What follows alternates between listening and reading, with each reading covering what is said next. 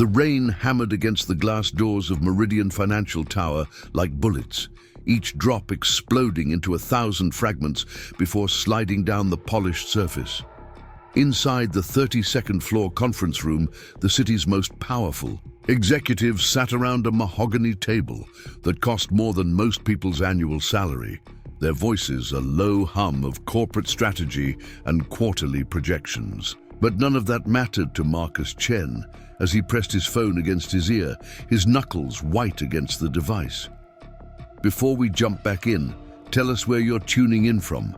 And if this story touches you, make sure you're subscribed, because tomorrow I've saved something extra special for you. What do you mean she won't stop crying? He whispered, stepping away from the presentation about market expansion into Southeast Asia. His daughter Emma's sobs echoed through the speaker, raw and desperate in a way that made his chest feel like it was caving in. Mrs. Rodriguez, I can't just leave right now.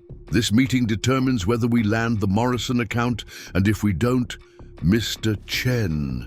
The elderly babysitter's voice cut through his explanation with the kind of firmness that only comes from raising 6 children of your own.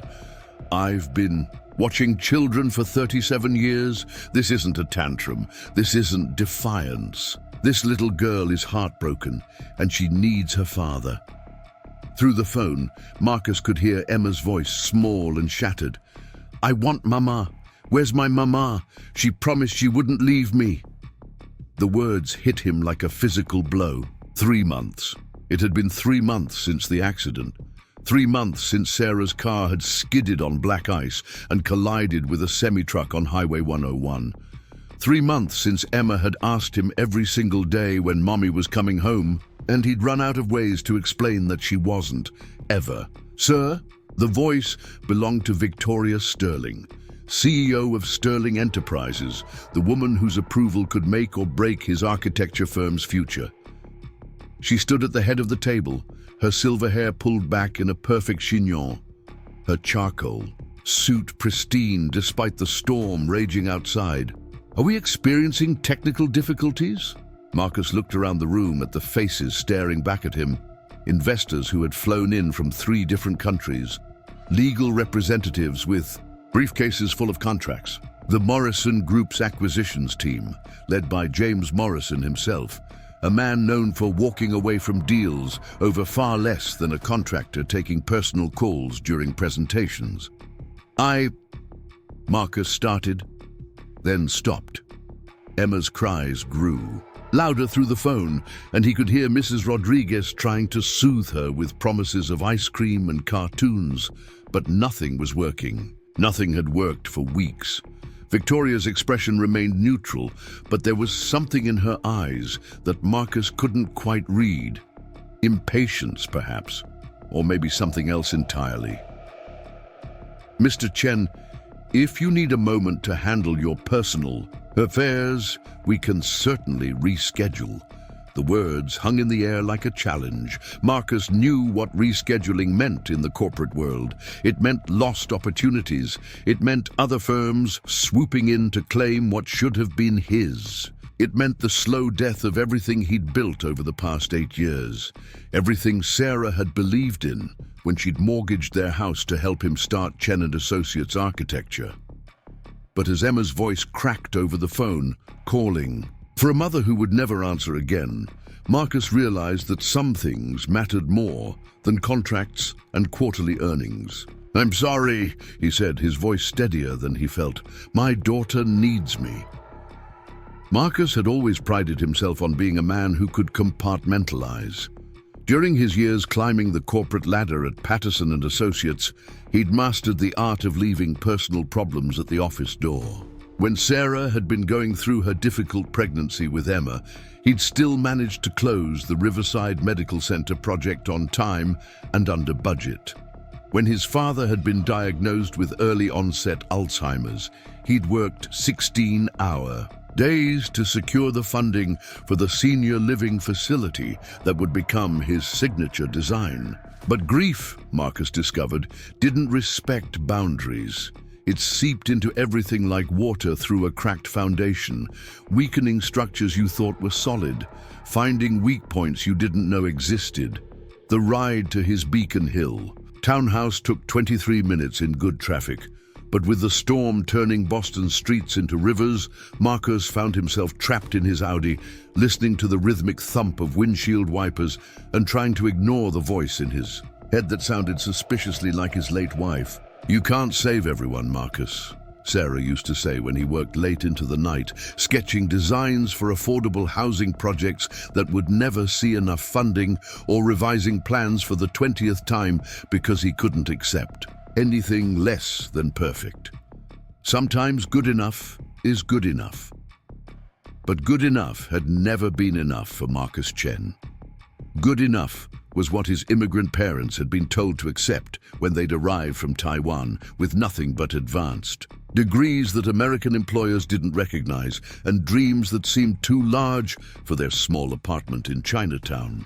Good enough was what guidance counselors had suggested when 16-year-old Marcus had announced his intention to study architecture at MIT instead of the more practical engineering program at State. Good enough was not what Emma deserved, especially not now. Mrs. Rodriguez met him at the front door before he could even fish his keys from his pocket. Elena Rodriguez was 73 years old, built like a sparrow, and possessed of an inner strength that had kept her going through the death of her husband, the raising of 6 children as a single mother, and the endless parade of Boston families who needed someone reliable to watch their children while they built careers and chased dreams. "She's in her room," Mrs. Rodriguez said without preamble, taking his soaked jacket and hanging it on the antique coat rack Sarah had insisted on buying at a Newbury Street auction. "I tried everything. The finger painting you bought last week, that puzzle with the puppies, even the bubble machine. Nothing worked." Marcus could hear Emma's sobs echoing down the hallway from her bedroom, punctuated by words that hit him like physical blows. "Mama," and "come back," and "I'll be good, I promise I'll be good." "How long has she been like this?" he asked, running, his hands through his hair, still damp from the rain. "Since about 20 minutes after you left," Mrs. Rodriguez admitted. "She was fine during breakfast. We read 3 books, and she helped me water the plants on the windowsill. But then she found that photo." She gestured toward the coffee table, where a framed picture lay face down next to a scattered box of crayons.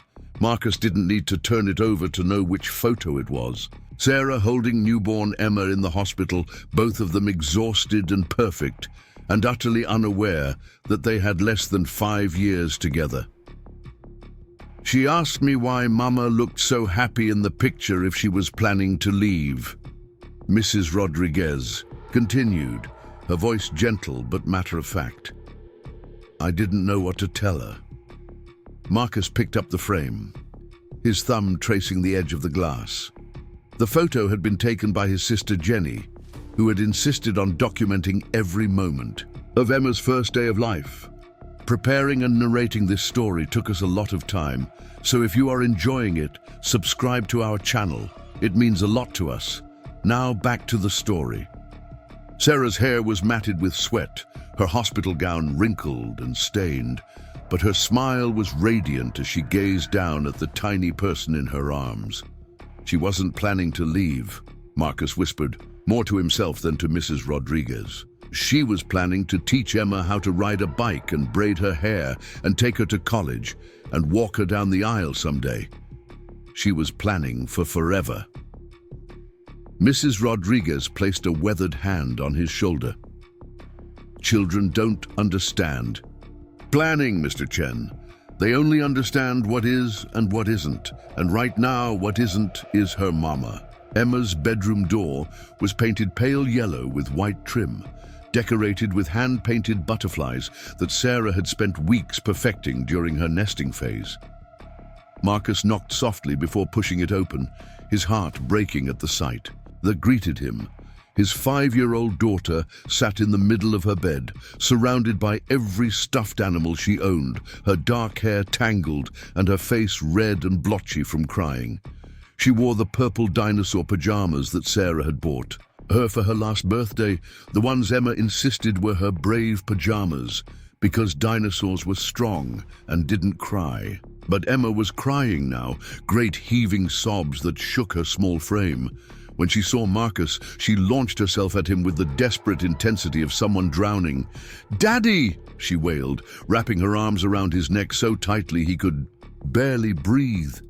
"Daddy, I had the dream again. Mama was calling for me, but I couldn't find her. She was scared, Daddy, and I couldn't help her." Marcus held his daughter close, feeling the rapid beat of her heart against his chest. The nightmares had started 2 weeks after the funeral.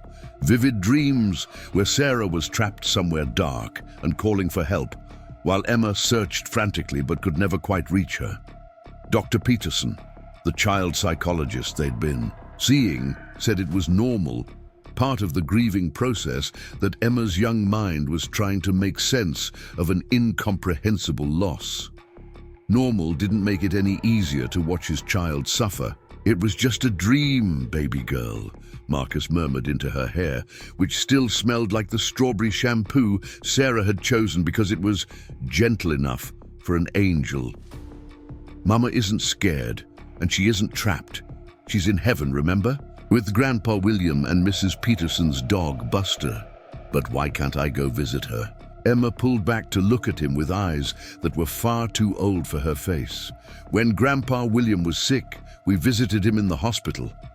When Mrs. Chen next door broke her leg, we brought her soup. Why can't we visit Mama?" It was a question Emma had asked dozens of times in dozens of different ways, and Marcus still didn't have an answer that satisfied either of them. How do you explain the finality of death to someone who still believes in magic and fairy tales? How do you tell a 5-year-old that sometimes people leave and never come back, not because they want to, but because the world is cruel and random, and doesn't care about little girls who need their mothers? "Because heaven is different from the hospital or Mrs. Chen's house," Marcus said, settling Emma on his lap and reaching for the book they'd been reading together, a story about a little owl who was afraid of the dark. "It's not a place we can drive to or walk to.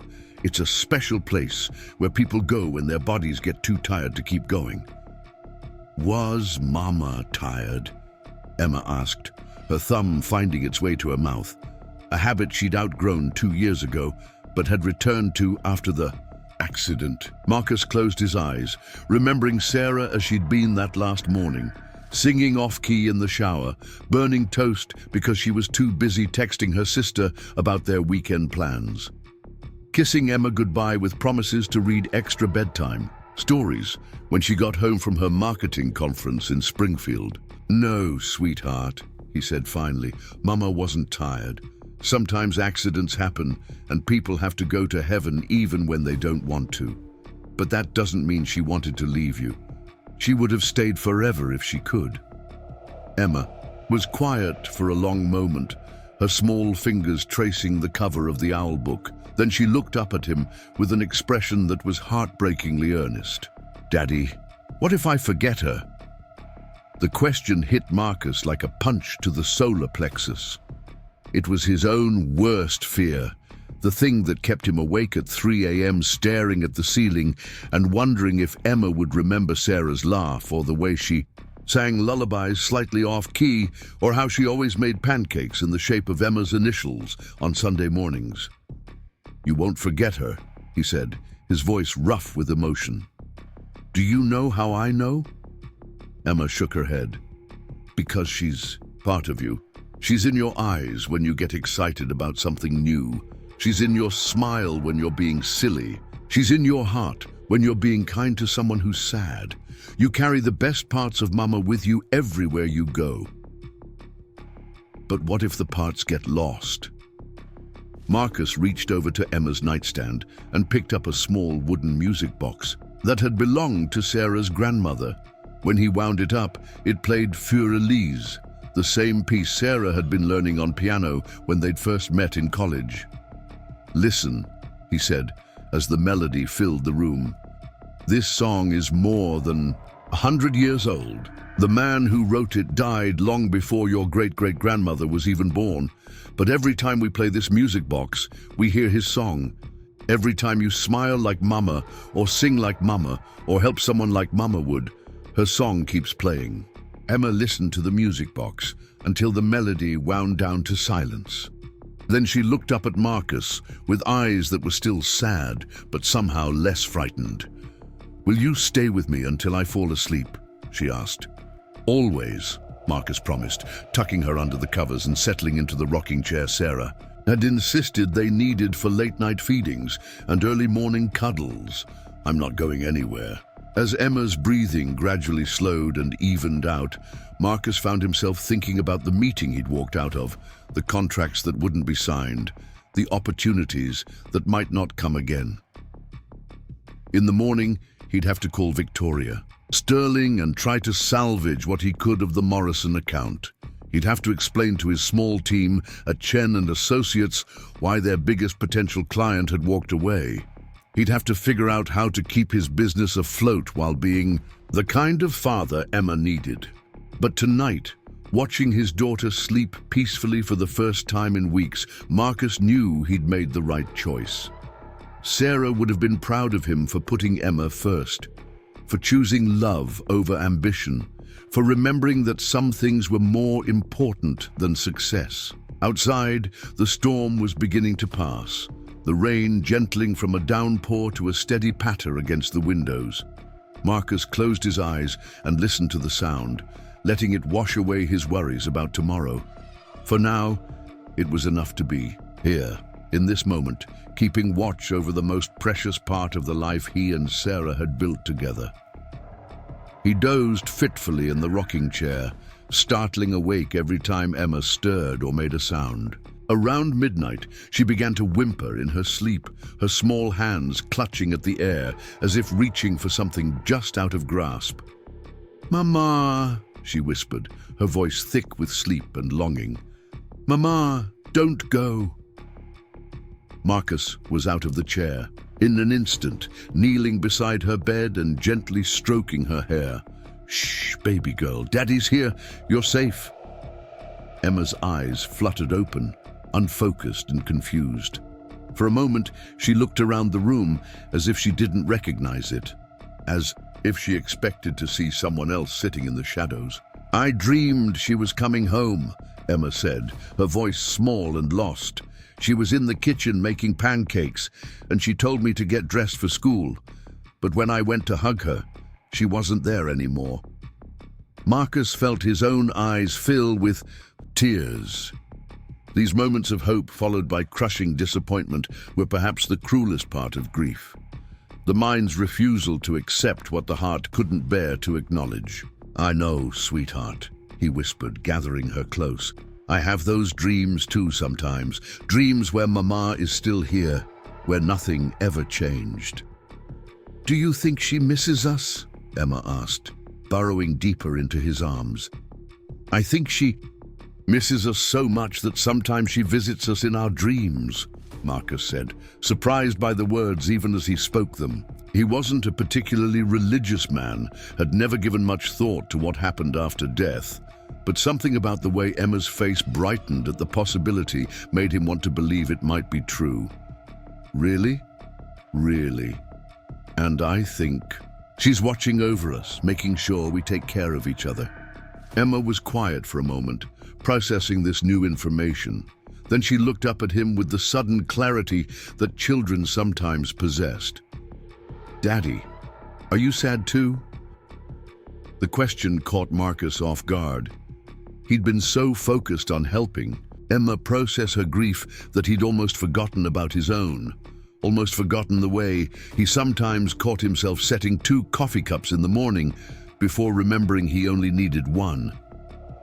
Almost forgotten how he still reached for his phone to text Sarah about Emma's latest accomplishment before the reality hit him like a wall. "Yes, baby girl," he said honestly. "I'm sad too. I miss Mama very much." "But you're still my daddy, right? You won't go to heaven too?" The fear in her voice was palpable, and Marcus realized that Emma's grief was compounded by a terror he hadn't fully understood. She wasn't just mourning her mother, she was living in constant fear of losing him too. "I'm not going anywhere," he said firmly, looking directly into her eyes so she could see the truth of his words. "I'm going to be your daddy for as long as you need me, which is forever. Nothing is going to take me away from you. Promise?" "I promise." Emma seemed to relax slightly, her body going less rigid in his arms. "Daddy?" "Yeah?" "Tomorrow, can we make pancakes like Mama used to? The ones that look like my name?" Marcus smiled through his tears. "Absolutely. We'll make the best Emma pancakes in the history of pancakes. And can we put too much syrup on them like Mama always did? So much syrup that it makes a lake on the plate. And can we eat them in our pajamas and watch cartoons? We can eat them however you want, wherever you want." Emma snuggled closer to him, her breathing beginning to slow again. "I love you, Daddy." "I love you too, Emma, more than all the stars in the sky." This time, when Emma fell asleep, she stayed asleep. Marcus remained in the rocking chair until dawn began to creep through the curtains, painting the room in soft shades of pink and gold. As the first rays of sunlight touched Emma's face, she smiled in her sleep, and Marcus allowed himself to hope that maybe, just maybe, she was dreaming of pancakes and Saturday morning cartoons instead of searching for her mother in dark, empty places.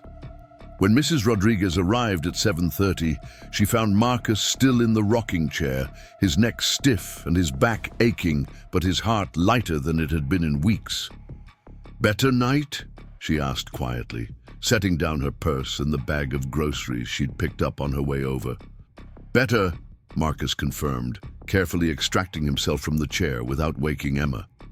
"We talked, really talked, for the first time since the funeral," Mrs. Rodriguez finished gently. "Talking is good. Talking is how we heal." Marcus nodded, though he wasn't sure healing was the right word. Emma would always carry the scar of losing her mother so young. He would always carry the weight of raising her alone, of being both mother and father, of trying to fill a space that Sarah had occupied so completely. But maybe healing didn't mean forgetting or moving on. Maybe it meant learning to live with the loss, to carry it without being crushed by it. "Mr. Chen," Mrs. Rodriguez said as he headed toward the kitchen to start the promised pancakes, "what you did yesterday, choosing your daughter over that meeting, that was the right thing. Sarah would have been proud." Marcus paused in the doorway, his hand on the frame. "I hope so. I lost a client, maybe the biggest client I've ever had a chance at. I might lose others too. Clients come and go," Mrs. Rodriguez said with the wisdom of someone who had seen enough of life to know what really mattered. "But Emma only has one daddy, and right now she needs to know that Daddy will always choose her." As Marcus began, mixing pancake batter, measuring flour and eggs and milk, with the same precision he used to calculate load-bearing walls and structural supports, he found himself thinking about the choice he'd made. In the harsh light of morning, with bills to pay and employees depending on him, it seemed almost reckless. But watching Emma sleep peacefully for the first time in weeks, seeing her smile in her dreams, Marcus knew he'd make the same choice. Again, the pancakes turned out lopsided and slightly burnt, nothing like the perfect letter E's Sarah used to create with seemingly effortless skill.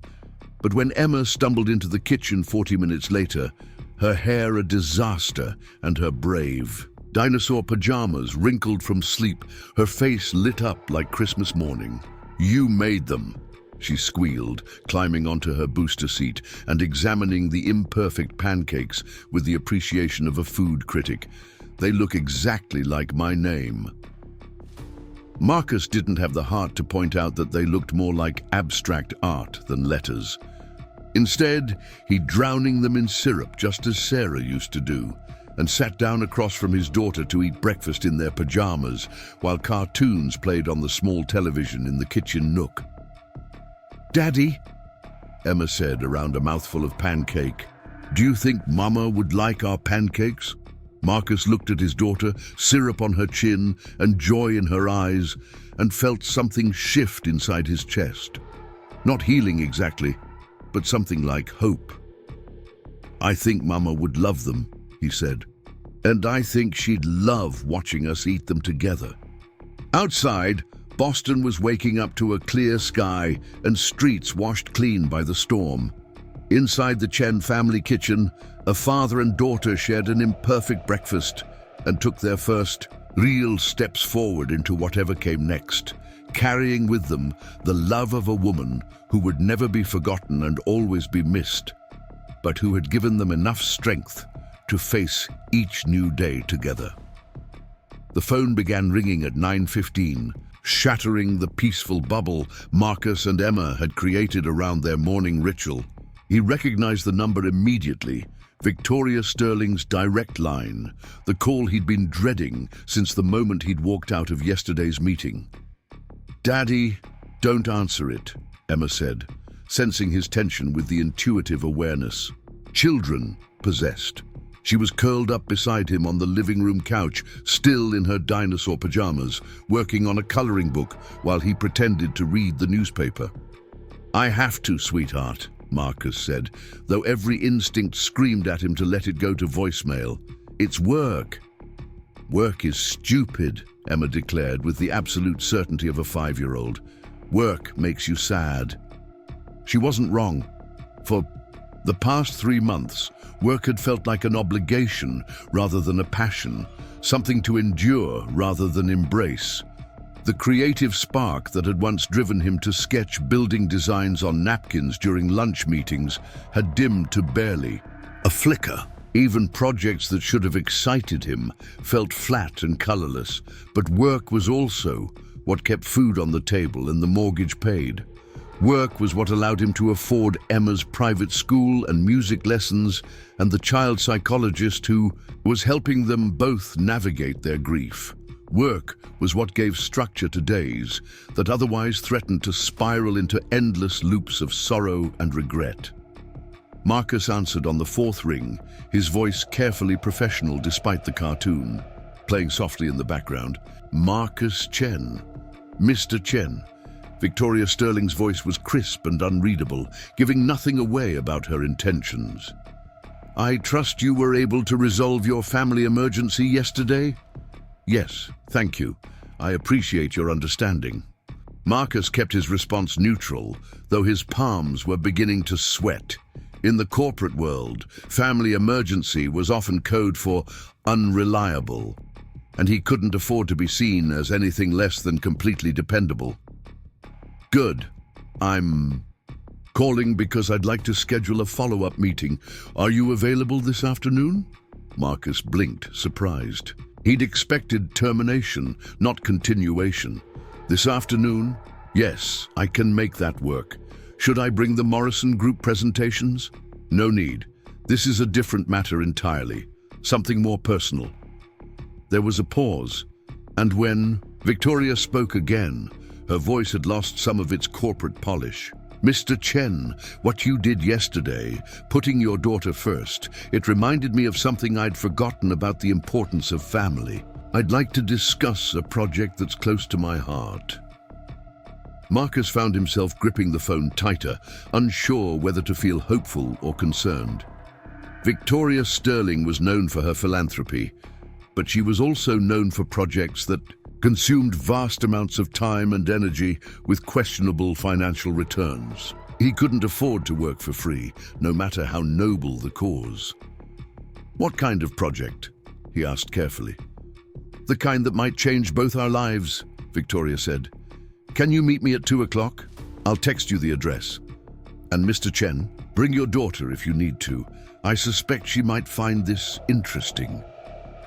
The line went dead before Marcus could respond, leaving him staring at his phone with a mixture of confusion and curiosity. Victoria Sterling wanted to discuss a personal project that might change their lives, and she'd suggested bringing Emma.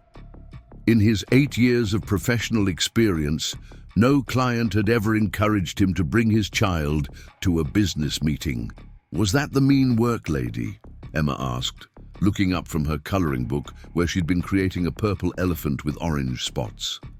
"She's not mean," Marcus said automatically, though he wasn't entirely sure that was true.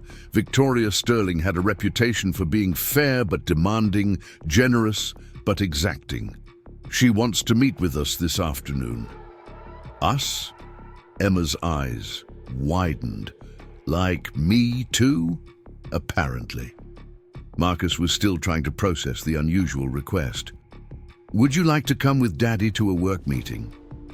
Emma considered this with the seriousness she applied to all major life decisions. "Will there be other kids there?" "I don't know, sweetheart. Probably not."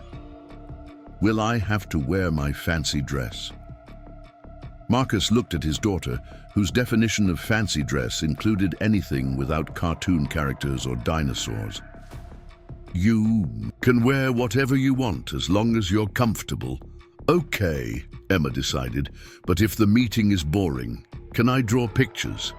"Absolutely." The address Victoria had texted led them to an unexpected location, not Sterling Enterprises' gleaming downtown headquarters, but a modest brick building in Cambridge, nestled between a used bookstore and a cafe that advertised organic everything in hand-painted letters across its windows. The building's facade was weather-worn but well-maintained, with flower boxes under each window and a simple wooden sign that read Haven House. Marcus double-checked the address 3 times before getting out of the car. This definitely wasn't what he'd expected for a business meeting with one of Boston's most powerful CEOs. "Daddy, what's Haven House?" Emma asked, peering up at the building with curious eyes. "I don't know, baby girl. I guess we'll find out together."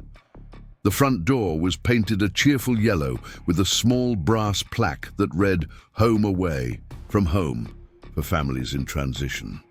Before Marcus could knock, the door opened to reveal Victoria Sterling, but not the Victoria Sterling he knew from boardrooms and business lunches. Gone was the perfect chignon and the power suit.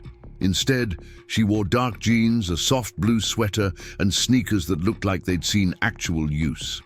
Her silver hair hung loose around her shoulders, and there was a warmth in her expression that Marcus had never seen during their professional interactions.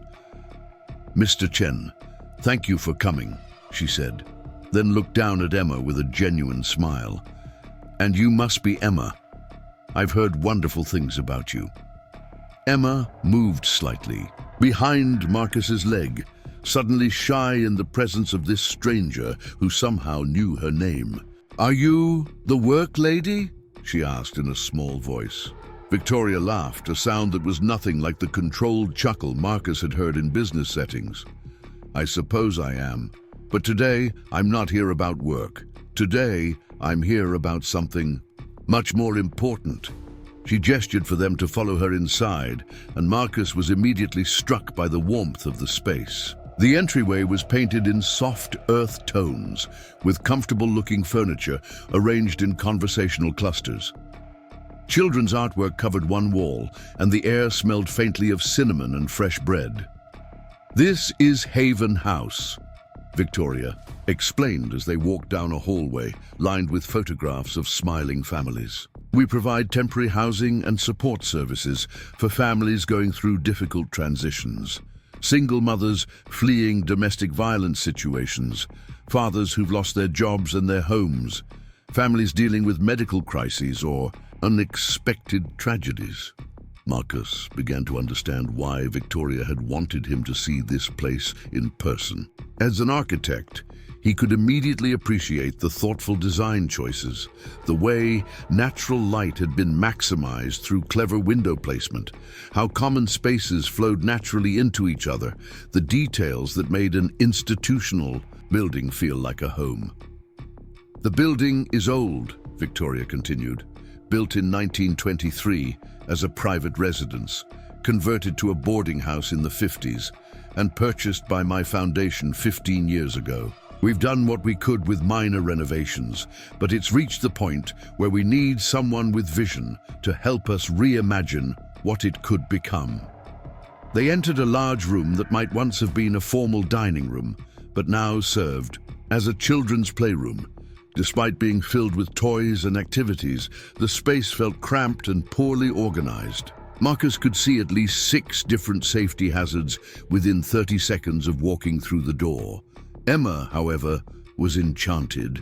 She spotted a box of dress-up clothes in one corner and immediately gravitated toward it, her shyness forgotten in the presence of sparkly tiaras and feather boas. "The truth is," Victoria said, lowering her voice as Emma became absorbed in examining a particularly elaborate princess costume, "I've been so focused on the business side of this place that I'd forgotten about the human side.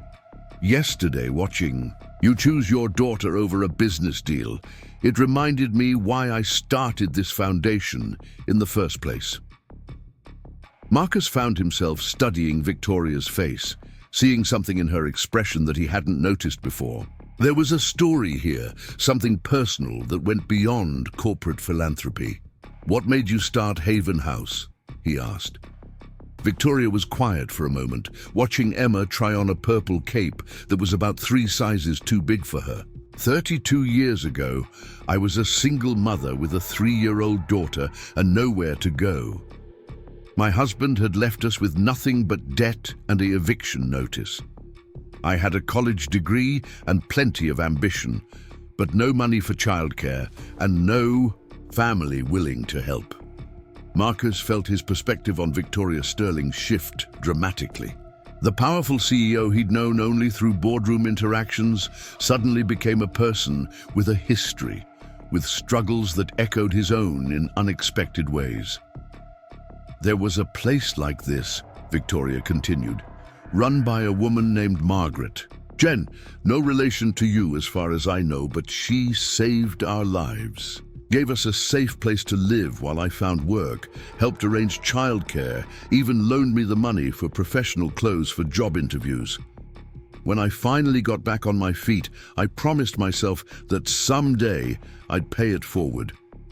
And you, have Marcus said, gesturing around the room where other children now played alongside Emma, their laughter echoing off the walls. "I've tried," Victoria admitted, "but this place, it's become too institutional, too much like a shelter and not enough like a home. The families who come here are dealing with trauma, with loss, with the kind of upheaval that shakes everything you thought you knew about your life. They need more than just a bed and 3 meals a day. They need hope." Marcus understood. Hope was architecture's highest calling, the ability to create spaces that didn't just shelter bodies, but nurtured spirits. It was what he'd tried to achieve in every project, from the affordable housing complex that had launched his career to the pediatric cancer center he'd designed just before Emma was born. "What exactly are you proposing?" he asked. Victoria pulled out a folder from her purse, handing him a set of preliminary sketches that looked like they'd been drawn by someone with good intentions but limited design experience. A complete renovation. Expanded family units that give people privacy and dignity. Common areas that encourage community without forcing interaction. Outdoor spaces where children can play safely. Workspace areas where parents can look for jobs or pursue education. Maybe even small commercial spaces that could provide both services for residents and income for the foundation. Marcus studied the sketches, his mind immediately beginning to see possibilities the amateur drawings hadn't captured.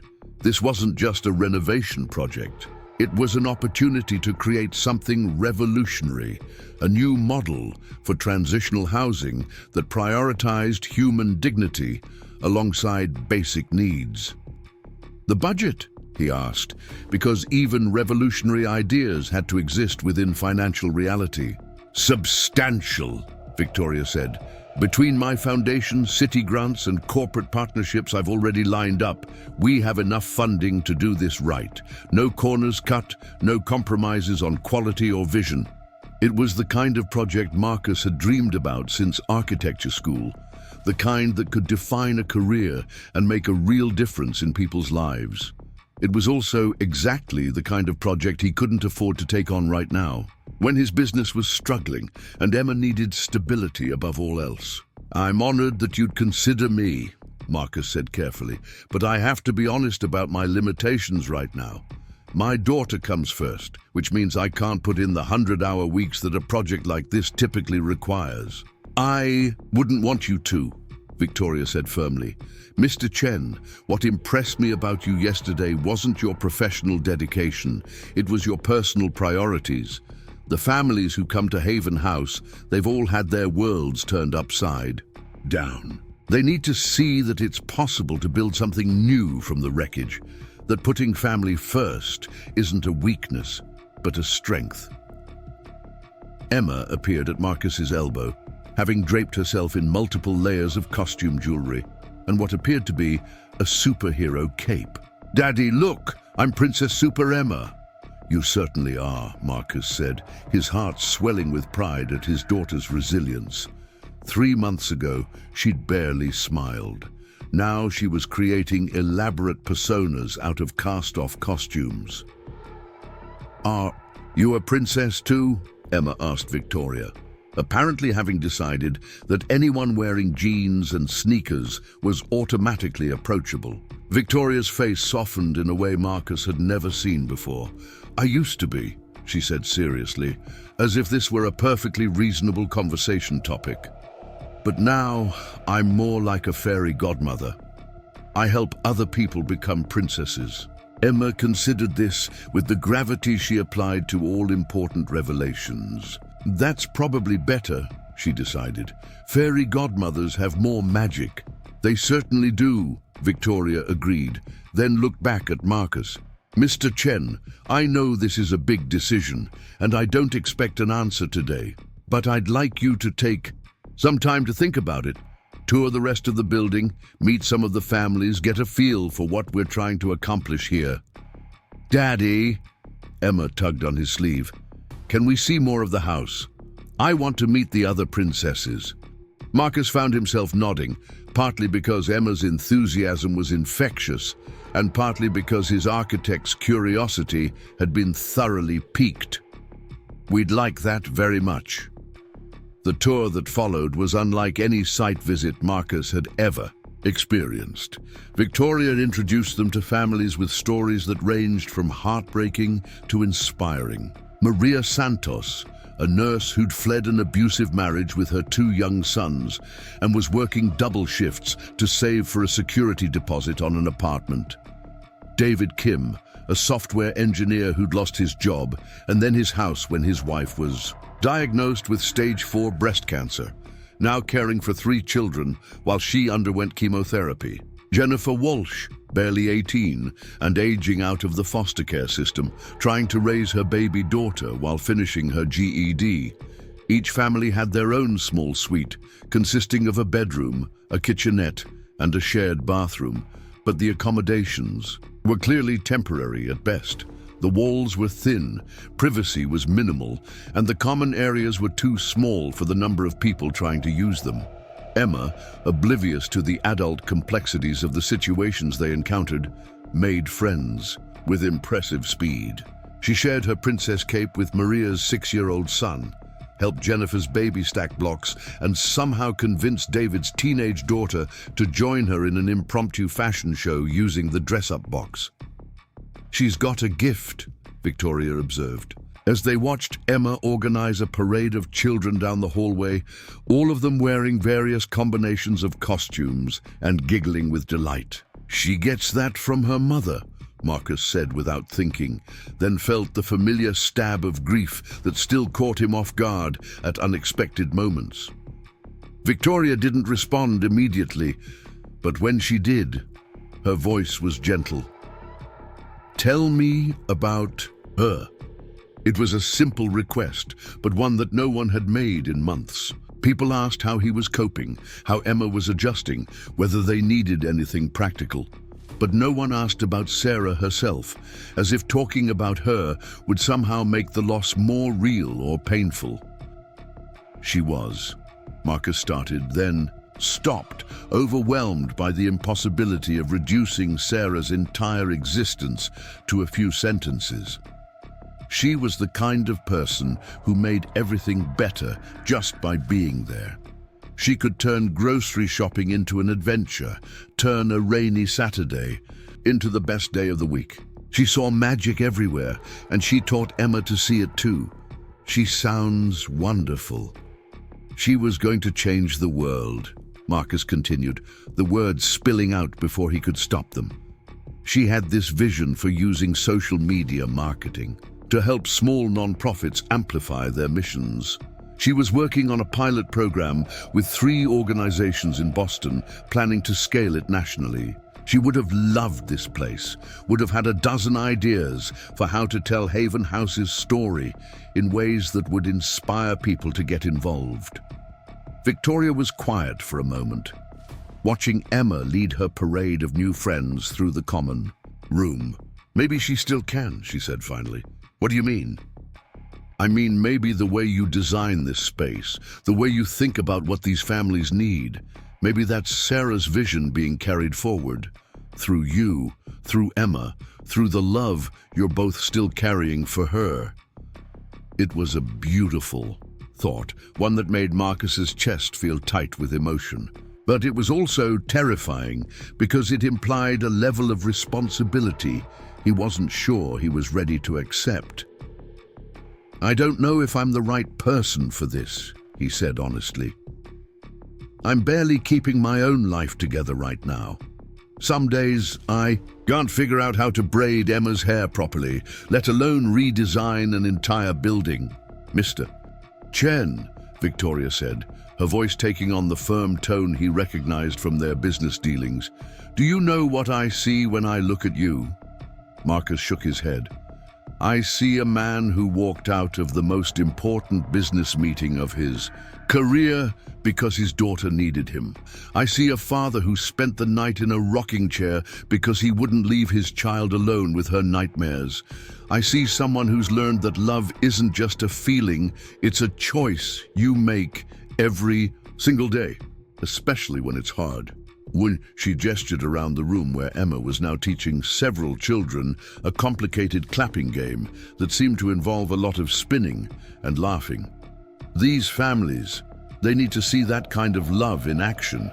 They need to know that it's possible to prioritize what matters most, even when the world is telling you to do otherwise. They need to see that broken doesn't mean worthless, that starting over doesn't mean giving up." Marcus felt something shift inside him as he watched Emma with the other children. His daughter, who 3 months ago had been drowning in grief, was now bringing joy to kids who were facing their own impossible situations. There was something powerful in that, something that spoke to resilience and hope in ways that no business presentation ever could. "If I were to consider this project," Marcus said slowly, "I'd need certain guarantees. Flexible scheduling, the ability to work from home when necessary, understanding that Emma's needs come first. Of course. And I'd want to involve the families in the design process, not just survey their needs, but actually include them in the planning. This is going to be their home, even if it's temporary. They should have a voice in how it's created." Victoria's smile was radiant. "That's exactly the kind of thinking this project needs." "I'm not saying yes yet," Marcus warned.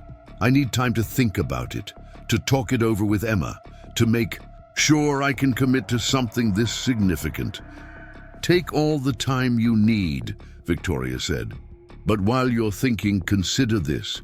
Sometimes the most important projects aren't the ones that advance our careers or increase our bank accounts. Sometimes they're the ones that remind us who we really are." As they prepared to leave Haven House, Emma insisted on saying goodbye to each of her new friends individually, promising to come back soon and bring more costumes for the dress-up box.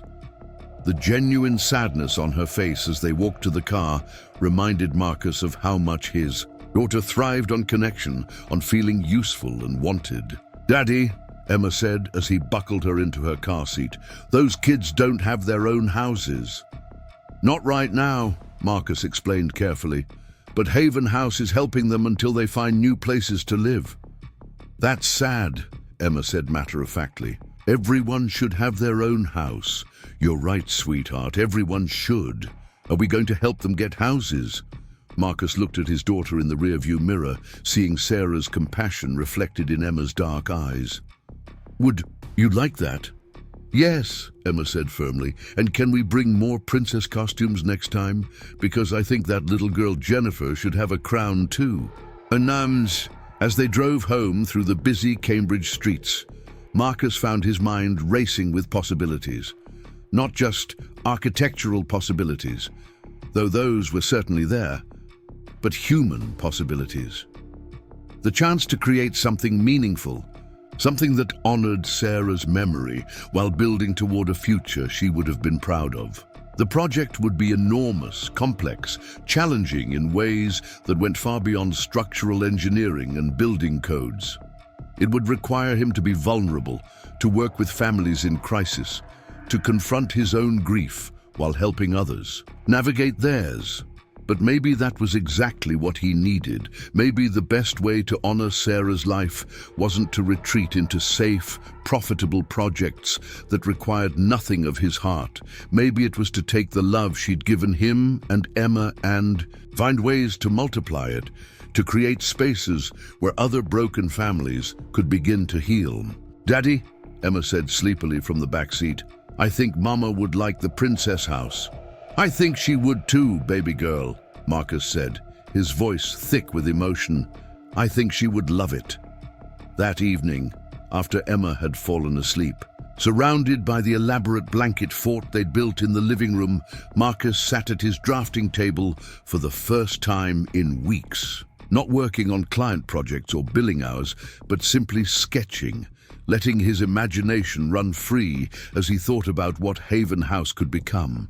He drew family units that felt like real homes rather than temporary shelter. Common areas that could host community dinners and children's birthday parties.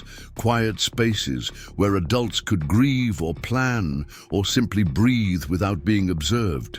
Outdoor areas where Emma and children like her could play and laugh and remember that the world still held magic, even in the midst of loss. As the hours passed and his sketches grew more detailed, Marcus felt something he hadn't experienced since Sarah's death: excitement about the future. Not the desperate, grasping kind of excitement that came from trying to escape grief, but the steady, purposeful kind that came from knowing he was moving toward something meaningful. He was still sketching when the sun began to rise, painting his small home office in shades of gold and pink. Somewhere in the house, Emma was sleeping peacefully, probably dreaming of princess costumes and new friends. Somewhere across the city, families at Haven House were waking up to another day of uncertainty, hoping for a future that felt more stable than their present. And somewhere in the space between grief and hope, between the life he'd lost and the life he was still building, Marcus Chen began to believe that maybe, just maybe, he had something valuable to offer the world after all. The decision, when it came, felt less like a choice and more like a recognition of something that had already been decided the moment Emma had asked if they could help the other children find houses. Sarah had always said that the best decisions were the ones that made your heart feel bigger rather than smaller. And as Marcus looked at his sketches in the morning light, he felt his heart expanding in ways he hadn't thought possible. He would call Victoria Sterling after breakfast. He would say yes to Haven House, yes to the challenge, yes to the possibility of creating something beautiful from the ruins of his grief. But first, he would make pancakes with Emma, imperfect letter E's drowning in syrup, and they would eat them in their pajamas while cartoons played in the background, carrying forward the love Sarah had given them by sharing it with others who needed it most. The construction site buzzed with activity at 7 in the morning, the symphony of hammers and power tools creating a rhythm that Marcus had grown to love over the past 6 months. Haven House was taking shape exactly as he'd envisioned it, rising from the bones of the old building like a phoenix emerging from ashes. But today felt different. Today, the families would be moving back in, and the theoretical would become reality. Marcus stood on the front steps, hard hat tucked under, his arm watching as moving trucks lined the newly paved street. The exterior renovation had transformed the tired brick facade into something that spoke of both history and hope. Wide windows let in streams of natural light, while the wraparound porch invited community gatherings. The old iron fire escape had been replaced with elegant balconies that gave each family unit a private outdoor space. Emma bounced beside him, her own miniature hard hat decorated with princess stickers firmly planted on her head. She'd been his constant companion throughout the project, charming contractors with her endless questions and winning over skeptical city inspectors with her impromptu tea parties. At 6 years old now, she possessed an uncanny ability to sense when someone needed cheering up and deployed her considerable charm accordingly. "Daddy, when is Jennifer coming back?" Emma asked, referring to the teenage mother they'd met on their first visit. "I made her a special welcome home picture." "She'll be here this afternoon with baby Sophia," Marcus replied, checking his watch. The moving schedule was precise, designed to minimize chaos and give each family time to settle into their new spaces without feeling overwhelmed. "Remember, we talked about how some people might need quiet time today." "I remember," Emma said, solemnly. "Moving is hard work, and hard work makes people tired."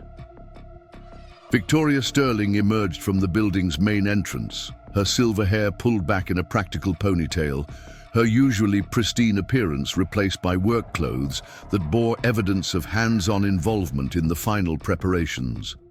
Over the past months, Marcus had watched her transform from the distant CEO he'd first encountered into someone who knew every family by name, every child's favorite snack, every parent's dreams for the future.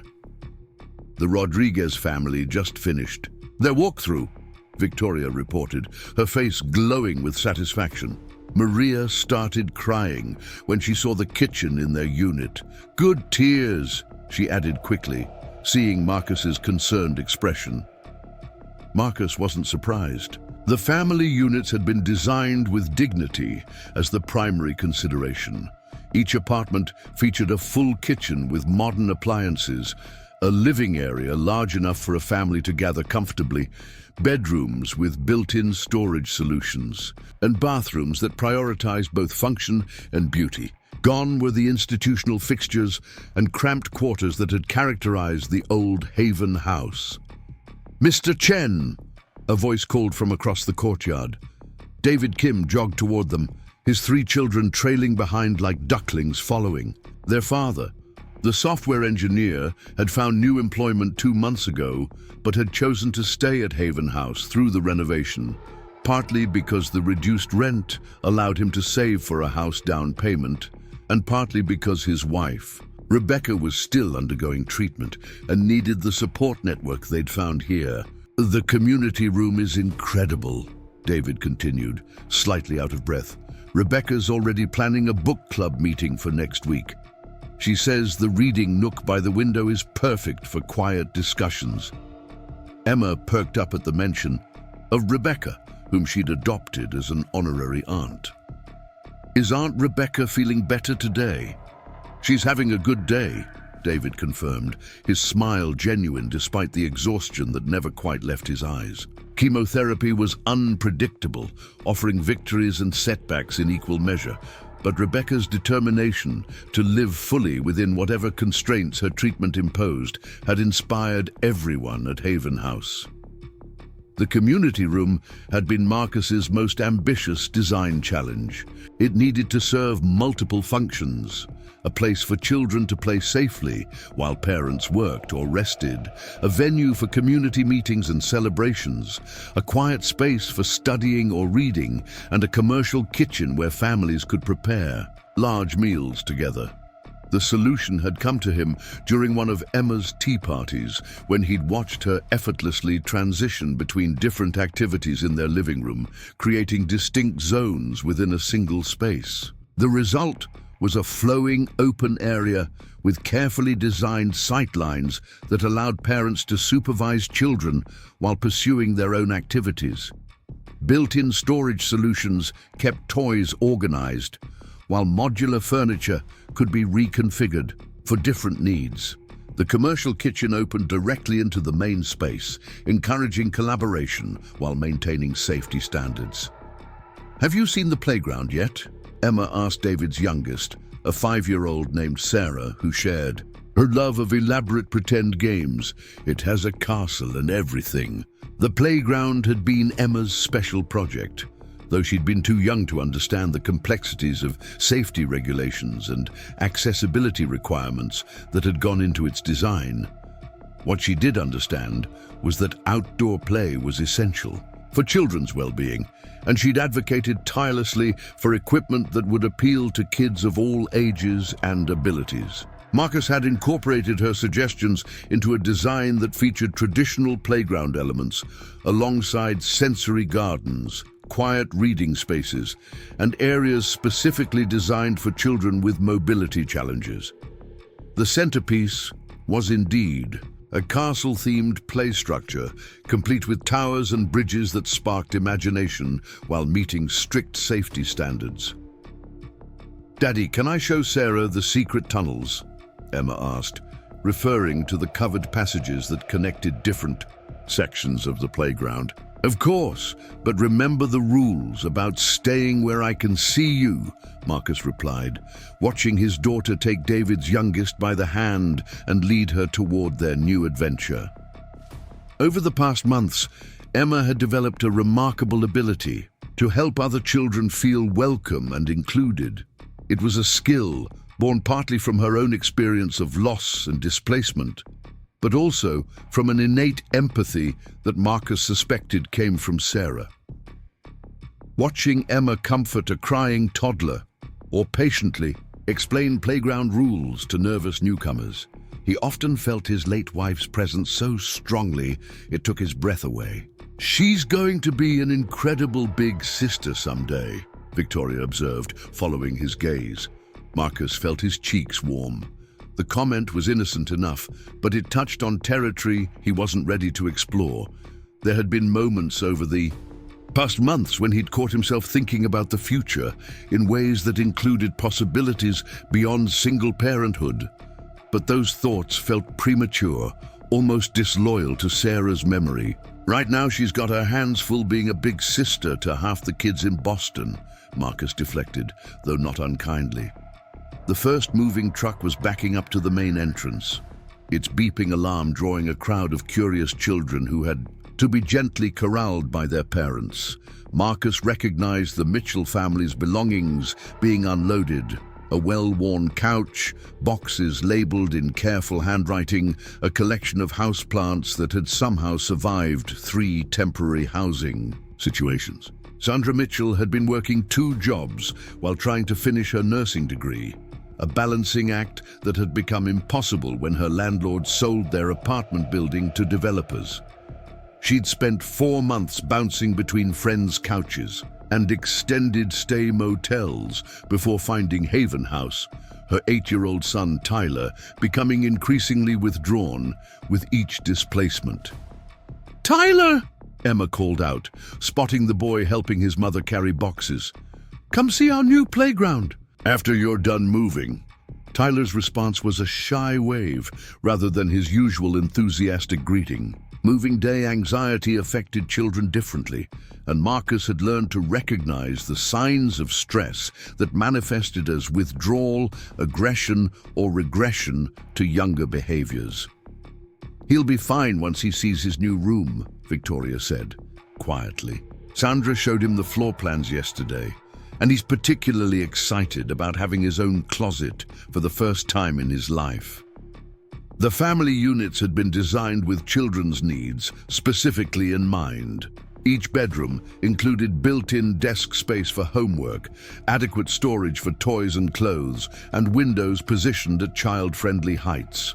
Sound insulation between units ensured that normal family noise wouldn't disturb neighbors, while common wall outlets were positioned safely out of reach of toddlers. Marcus watched Sandra direct the movers with the efficiency of someone who had moved too many times, her instructions precise and her demeanor calm, despite what he knew must be overwhelming emotion. Starting over required a particular kind of courage, the willingness to invest hope in new circumstances despite previous disappointments. "Mrs. Mitchell," Marcus called out, approaching with his professional smile, "how are you feeling about everything?" Sandra paused in her inventory of boxes, wiping sweat from her forehead with the back of her hand. "Honestly, terrified and grateful in equal measure.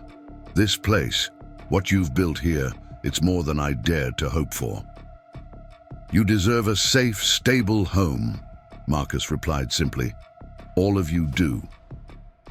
"Tyler's been drawing pictures of his new room for weeks," Sandra continued, her voice thick with emotion. "He's planned where every toy is going to go, how he's going to arrange his books. Last night, he asked me if this means he can finally invite friends over for sleepovers." The question hit Marcus harder than Sandra probably realized. One of the cruelest aspects of housing instability was the way it isolated children from normal social experiences. How do you invite a friend over when you don't know where you'll be sleeping next week? How do you build relationships when you're constantly moving, constantly starting over? "He can invite as many friends as he wants," Marcus assured her. "That's what this place is for. Building community, creating stability, giving kids the chance to just be kids." A commotion near the playground drew their attention. Emma was standing protectively in front of a tearful David's daughter, facing down a group of neighborhood children who had wandered over to investigate the construction noise. "You can't play here," one of the kids was saying, his tone clearly dismissive. "This is for poor people." Marcus started toward the group, his protective instincts flaring, but Emma's voice stopped him in his tracks. "Everyone is welcome here," she said firmly, her small hands planted on her hips in a gesture that was pure Sarah. "And being poor doesn't make you a bad person. It just means you need help, and helping people is what good people do." The neighborhood child looked taken aback by Emma's confident response.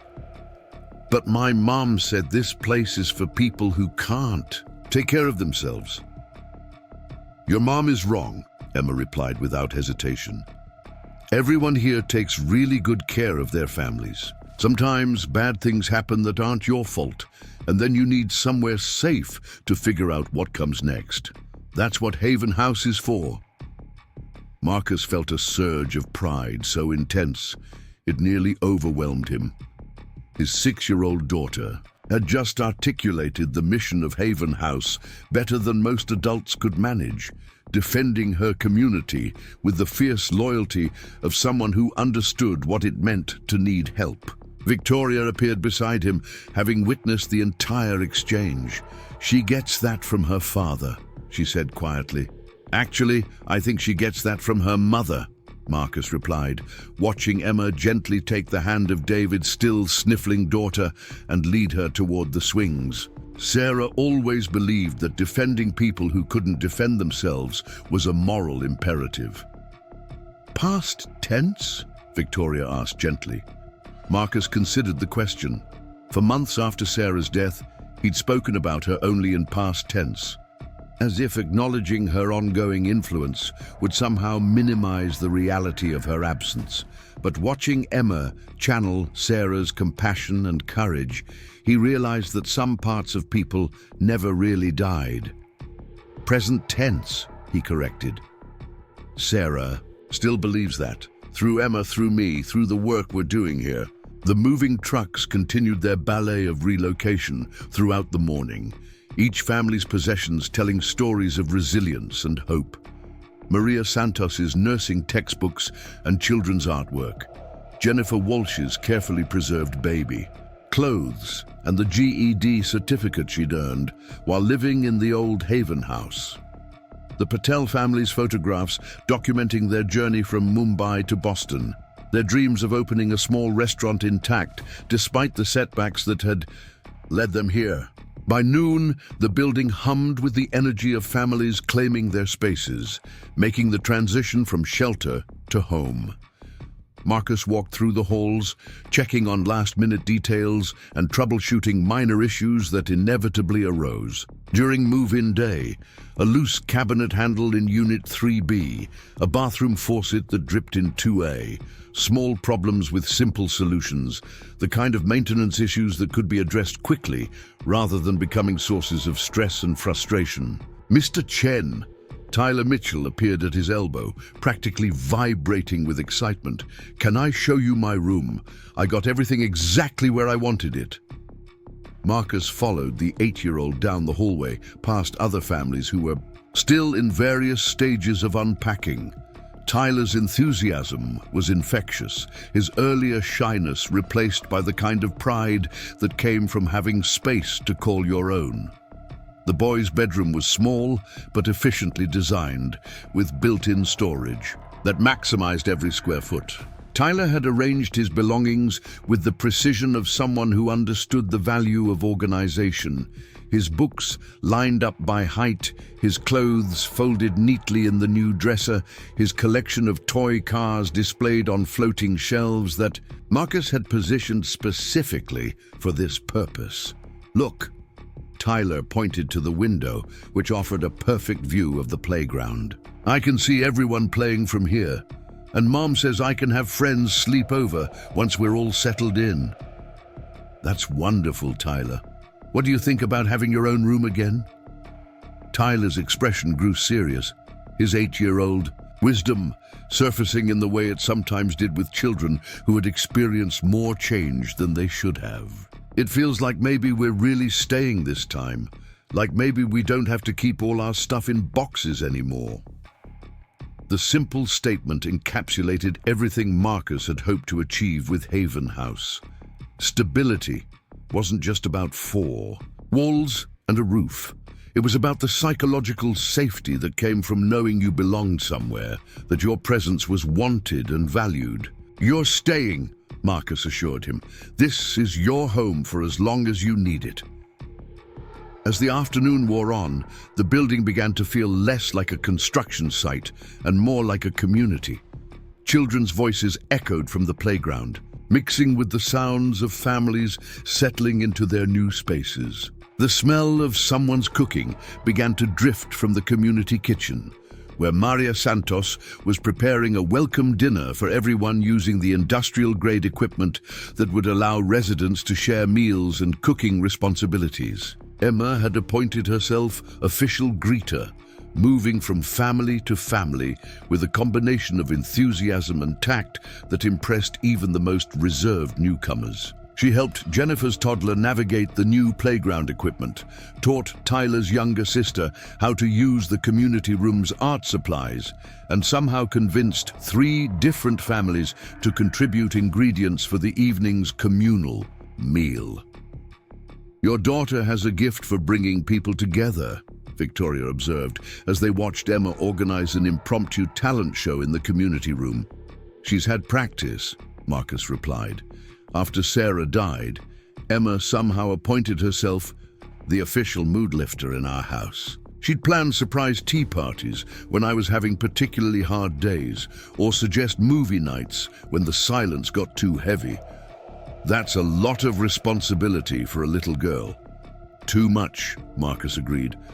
"But I think this place has been good for her, giving her a chance to help other kids while still being a kid herself." Victoria nodded thoughtfully. "I've been meaning to talk to you about that, actually. About the future of Haven House and your role here."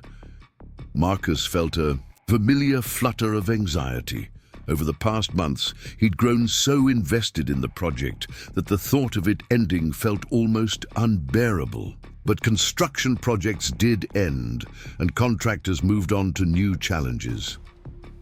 "The building is essentially complete," he said carefully. a few punch list items to finish up, but nothing that requires ongoing architectural involvement. Actually, I was thinking about expanding your role rather than ending it, Victoria said. We've gotten inquiries from 3 other cities about replicating the Haven House model. Boston's Housing Authority wants to discuss incorporating our design principles into their affordable housing initiatives. And I've been approached by a national foundation that's interested in funding similar projects across the country. Marcus stared at her, trying to process what she was suggesting. You want me to design more Haven houses? I want you to revolutionize how we think about transitional housing, Victoria corrected. What you've created here isn't just a building. Marcus, it's a new paradigm for supporting families in crisis. The question is whether you're interested in taking that vision national. The offer was everything Marcus had dreamed of professionally. The kind of opportunity that could define a career and make a lasting impact on thousands of lives. It was also terrifying in its scope and complexity, requiring a level of commitment that would fundamentally change his and Emma's life. I need time to think about it, he said finally. And I need to talk to Emma. Any decision I make has to work for both of us. Of course, Victoria agreed, but think about this. Emma has been part of this project from the beginning. She's seen firsthand how design can improve people's lives, how architecture can create community and hope. Maybe this isn't just your calling, Marcus. Maybe it's hers too. That evening, as the sun set over the newly completed Haven House, Marcus stood on the roof deck he'd included in the final design. The space was intended for community gatherings and quiet reflection, offering views of the city skyline and the neighborhood below. Tonight, it served as his private sanctuary for processing the day's events and Victoria's unexpected proposal. Below him, the building glowed with warm light from windows that had been dark and empty just that morning. He could hear laughter from the community room, where families were sharing their first dinner together in the new space. The sound of children playing drifted up from the courtyard, where Emma had convinced several kids to help her stage an elaborate fairy tale performance using costumes she'd somehow acquired from sources unknown. His phone buzzed with a text message from his sister Jenny, who had been following the Haven House project through Emma's enthusiastic reports during their weekly video calls. Saw the news coverage of the opening today. Sarah would be so proud of what you've built. When do we get to visit? Marcus smiled, typing back a quick response before returning his attention to the view. The news coverage had been more extensive than he'd expected, with local television stations and newspapers highlighting the innovative design and community-focused approach that set Haven House apart from traditional transitional housing. But the media attention, while gratifying, wasn't what mattered most. What mattered was Tyler Mitchell sleeping soundly in his own room for the first time in months. What mattered was Jennifer Walsh having space to study for her college entrance, exams while her daughter napped safely nearby. What mattered was Maria Santos being able to cook traditional Dominican dishes in a kitchen equipped for large-scale meal preparation, sharing her culture with neighbors who were becoming friends. "Daddy!" Emma's voice called from below. "Come, see our play. We're doing Cinderella, but in our version, the fairy godmother builds houses instead of making ball gowns." Marcus leaned over the railing to see his daughter standing in the courtyard, surrounded by a diverse group of children who were all looking up at him expectantly. In 6 hours, Emma had managed to integrate herself so completely into the Haven House community that she seemed to have always belonged here. "I'll be right down," he called back, then paused for one more moment to take in the scene below. The courtyard was exactly as he'd envisioned it, a safe, welcoming space where children could play and families could gather. Solar-powered lights created a warm glow that invited lingering conversations, while the landscaping provided visual interest without requiring extensive maintenance. Benches were positioned to encourage both interaction and privacy, allowing parents to supervise children while having their own discussions. As Marcus made his way down to join Emma's theatrical production, he thought about Victoria's offer and what it might mean for their future. Designing haven houses across the country would require extensive travel, long hours, and a level of professional commitment that would challenge his carefully maintained work-life balance. But it would also mean expanding the impact of what they'd built here, giving thousands of families access to the dignity and stability that transitional housing could provide when designed with love and intention. It would mean Emma growing up understanding that work could be more than just a job, that it could be a calling that improved people's lives. "You're just in time," Emma announced as he reached the courtyard. "You get to be the king who sees how wonderful the fairy godmother's houses are and decides to build them everywhere." Marcus couldn't help laughing at the transparent metaphor. His daughter might be only 6 years old, but she possessed an intuitive understanding of narrative that cut straight to the heart of complex issues. "That sounds like an important role," he said seriously. "What does the king say?" Emma thought for a moment, then stood up straighter and projected her voice with the confidence of someone accustomed to being heard. "The king says that everyone deserves a home where they feel safe and loved and important, and then he makes sure that happens, because that's what good kings do."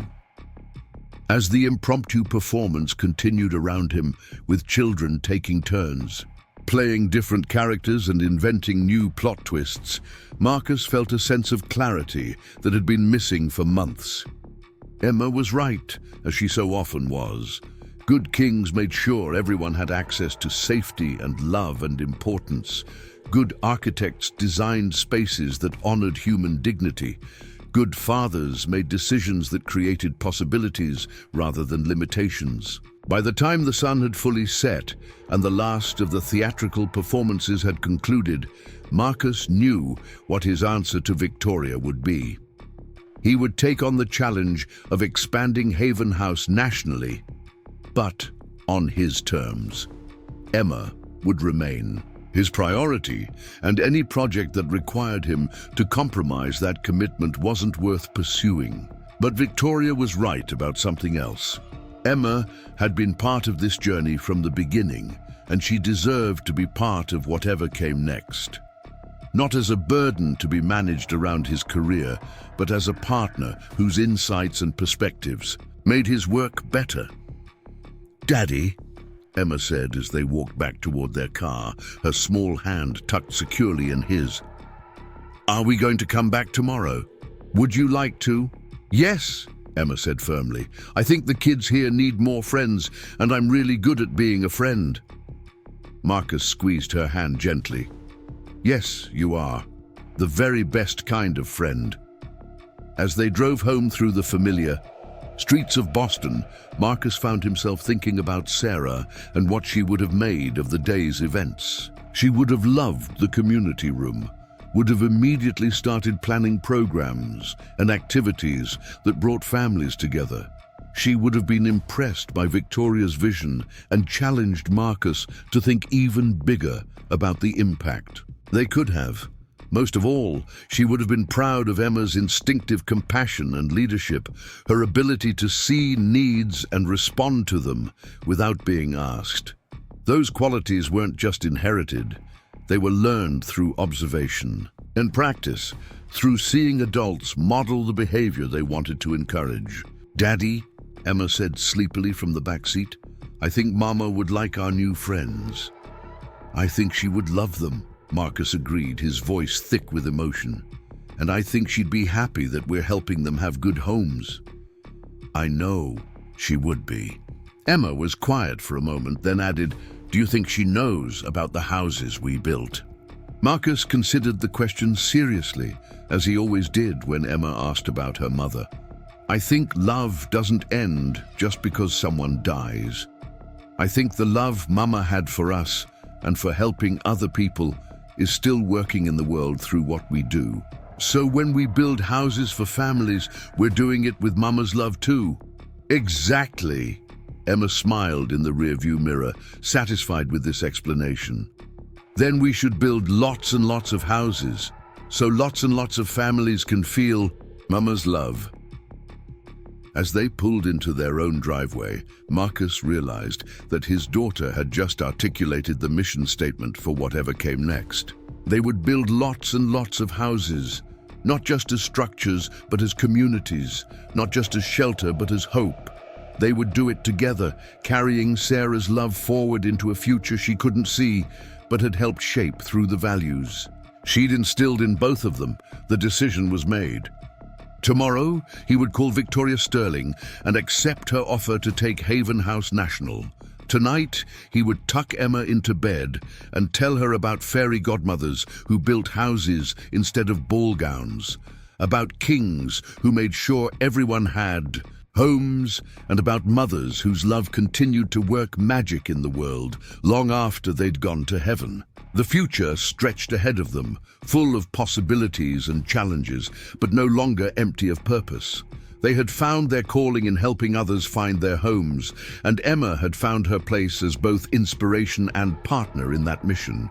As Marcus turned off the lights and headed upstairs to check on Emma one last time before bed, he felt Sarah's presence more strongly than he had in months. Not as grief or loss, but as gratitude for the life they'd shared and the daughter they'd raised together.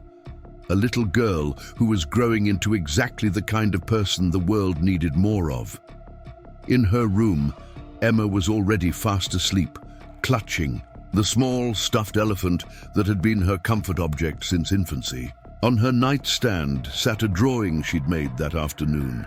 A house with lots of windows, surrounded by children of all colors and sizes, with two figures standing in the doorway that could only be her and Marcus.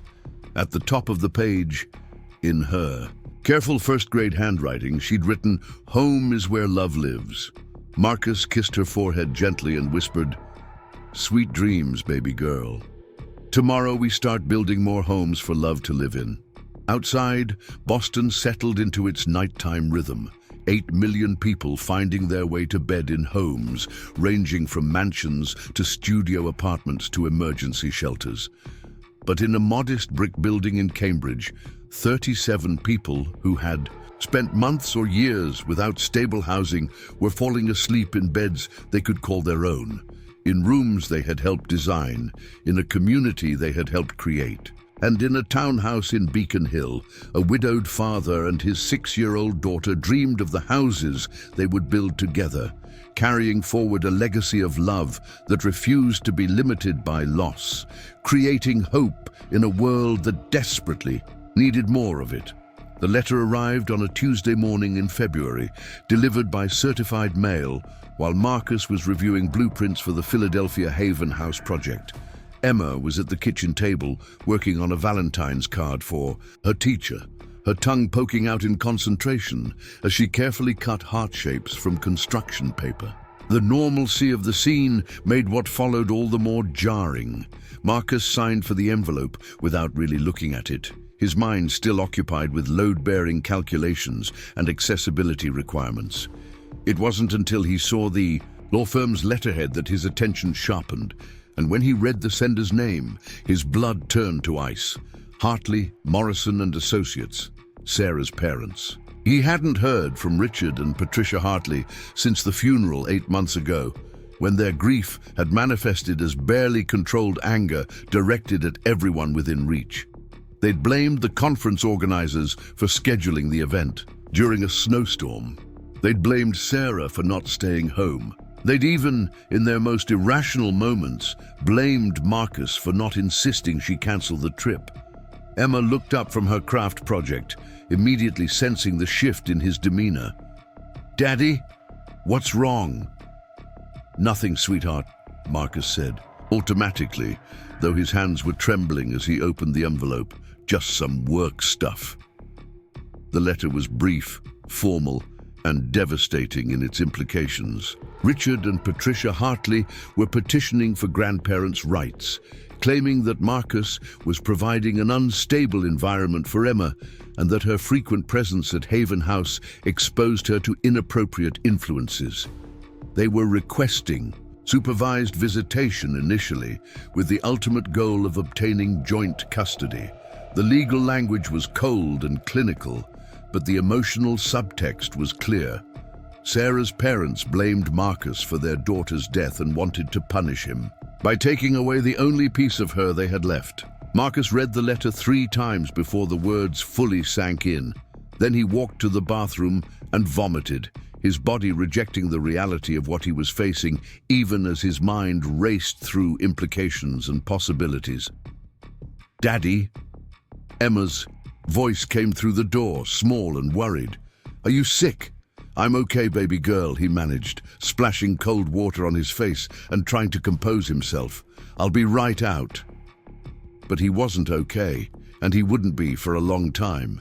The Hartleys had money, connections, and the kind of social standing that carried weight in family court.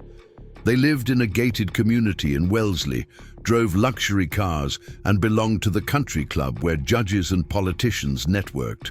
Over 18 holes of golf. Marcus, on the other hand, was a single father who spent his days at construction sites and his evenings helping his daughter with homework. He lived modestly, worked long hours, and had recently committed to a project that would require extensive travel.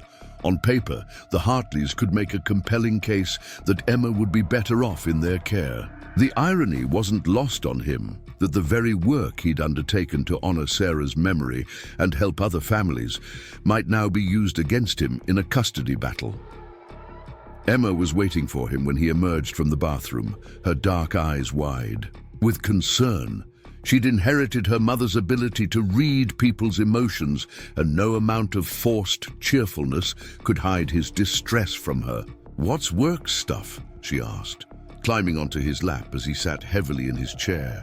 Marcus held her close, breathing in the familiar scent of her strawberry shampoo and trying to figure out how to explain something he didn't fully understand himself. How do you tell a 6-year-old that her grandparents want to take her away? How do you prepare a child for a legal battle without terrifying her? "Do you remember Grandma and Grandpa Hartley?" he asked carefully. Emma nodded. "Mama's mom and Dad. They came to the funeral, but they didn't talk to us much." "They miss Mama very much," Marcus said, choosing his words with surgical precision. "Sometimes when people are very sad, they don't make good decisions. They want to spend more time with you because you remind them of Mama." "But I live here," Emma said matter-of-factly, "with you." "I know, sweetheart, and that's not going to change. But we might need to talk to some people about it to make sure everyone understands that you're happy here." Emma considered this with the seriousness she applied to all adult conversations. "Are Grandma and Grandpa Hartley trying to take me away?" The directness of the question caught Marcus off guard. He'd always tried to be honest with Emma while shielding her from adult complexities, but this situation didn't allow for diplomatic evasions. "They think you might be happier living with them," he said finally, "but what matters most is what you want and what's best for you. And I will fight with everything I have to make sure you stay exactly where you belong." Emma wrapped her arms around his neck, her small body trembling slightly. "I don't want to live with them, Daddy. I want to live here with you and go to Haven House and help kids find their families." "That's what we're going to do," Marcus promised, his voice fierce with determination. "No one is going to take you away from me, Emma. No one." But even as he made the promise, Marcus knew it might be beyond his power to keep. Family court was unpredictable, and judges sometimes made decisions that prioritized financial stability over emotional bonds. The Hartleys could offer Emma advantages that Marcus couldn't match: private schools, tutors, summer camps, college funds that wouldn't require loans or scholarships. What they couldn't offer was love without conditions, understanding of who Emma really was, or respect for the remarkable little person she was becoming. But would that be enough to convince a judge? The rest of the day passed in a haze of anxiety and forced normalcy. Marcus took Emma to school, attended a project meeting at Haven House, reviewed contractor reports, and helped with homework, all while his mind churned through worst-case scenarios and legal strategies. When Victoria called that evening to discuss the timeline for the Chicago project, he found himself unable to focus on her words. "Marcus, are you all right?" Victoria asked, after he'd responded to a question about budgetary allocations with complete nonsense. "You sound distracted." Marcus glanced toward the living room where Emma was building an elaborate fort out of couch cushions and blankets, singing softly to herself as she worked. How could he explain that everything they'd built together, everything they'd planned for the future, was suddenly at risk? "I received some difficult news today," he said finally. "Sarah's parents are seeking custody of Emma." The silence on the other end of the line stretched so long that Marcus wondered if the call had dropped. When Victoria finally spoke, her voice carried a steel edge he'd only heard during the most contentious business negotiations. "On what grounds?" "They claim I'm providing an unstable environment. They specifically mentioned Emma's involvement with Haven House as evidence that I'm exposing her to inappropriate situations." "That's ridiculous," Victoria said flatly. "Emma's involvement with Haven House has been nothing but positive. She's developed leadership skills, empathy, and a sense of social responsibility that most adults lack." "You and I know that," Marcus replied. "But family court judges don't always see things the way we do. The Hartleys have resources, connections, and a very different perspective on what constitutes proper child rearing." "What do you need?" Victoria asked without hesitation. "Legal support? Character witnesses? Whatever it takes, we'll make it happen." Marcus felt a rush of gratitude so intense it nearly brought tears to his eyes. Over the past year, Victoria had become more than a business partner. She'd become a friend, a mentor, and sometimes a surrogate mother figure for Emma. Her immediate offer of support meant more than she could possibly know. "I need to find the best family law attorney in Boston," Marcus said. "Someone who understands that money isn't everything, that stability comes from love and commitment, not just bank account balances." "I know exactly the person," Victoria said. "Amanda Rodriguez has been handling family law cases for 20 years, and she's never lost a custody battle when the children's best interests were clearly on one side. I'll call her tonight." "Victoria, I can't ask you to—" "You're not asking," she interrupted. "I'm offering. Emma is part of our Haven House family, and we protect our family." After Victoria hung up, Marcus sat in his kitchen staring at the legal papers spread across the table. The petition was scheduled for a hearing in 6 weeks, which meant 6 weeks of uncertainty, preparation, and the constant fear that everything could change overnight. Emma appeared in the doorway, dragging her favorite blanket and looking uncertain. "Daddy, can I sleep in your bed tonight? I keep thinking about Grandma and Grandpa Hartley, and it makes my tummy feel funny." Marcus lifted her into his arms, carrying her toward the stairs. "Of course you can, sweetheart. But remember what I told you earlier. Nothing is going to change. You're staying right here with me. Promise?" "I promise." But as Marcus tucked Emma into his bed and watched her fall asleep, clutching the stuffed elephant that had comforted her through so many difficult nights, he wondered if he was making a vow he couldn't keep. The legal system didn't always prioritize love over money, and the Hartleys had both the resources and the motivation to wage a prolonged battle. The next morning brought a call from Amanda Rodriguez, who agreed to meet with Marcus that afternoon despite her busy schedule. Victoria had apparently made it clear that this was a priority case, and Amanda's reputation suggested she didn't take on battles she didn't believe she could win. Marcus arranged for Mrs. Rodriguez to pick Emma up from school and take her to Haven House for the afternoon. It had become Emma's second home over the past months, and she'd formed close bonds with several of the families who'd made it a regular gathering place even after moving into permanent housing. Amanda Rodriguez's office was located in a converted Victorian house near Harvard Square, the kind of space that managed to feel both professional and welcoming.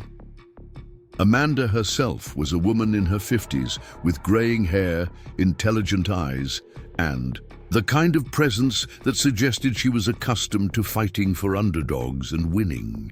"Victoria filled me in on the basics," Amanda said after the initial pleasantries were dispensed with, "but I need to hear the full story from you. Start from the beginning and don't leave anything out." Marcus found himself recounting not just the custody petition, but the entire trajectory of his life with Emma since Sarah's death. The sleepless nights and therapy sessions, the decision to take on the Haven House project, Emma's transformation from a grieving child to a confident, compassionate young girl who'd found purpose in helping others. Amanda listened without interruption, taking notes and occasionally asking clarifying questions. When Marcus finished, she was quiet for several minutes, reviewing her notes and apparently weighing their options. "The good news," she said finally, "is that you have a strong case. Emma is clearly thriving in your care, and her involvement with Haven House demonstrates that you're raising her with strong values and social awareness. The bad news is that the Hartleys have hired Peterson, Walsh and Blackwood, which means they're serious about this fight." Marcus recognized the name. Peterson, Walsh and Blackwood was one of Boston's most prestigious law firms, the kind that charged hourly rates exceeding most people's monthly salaries.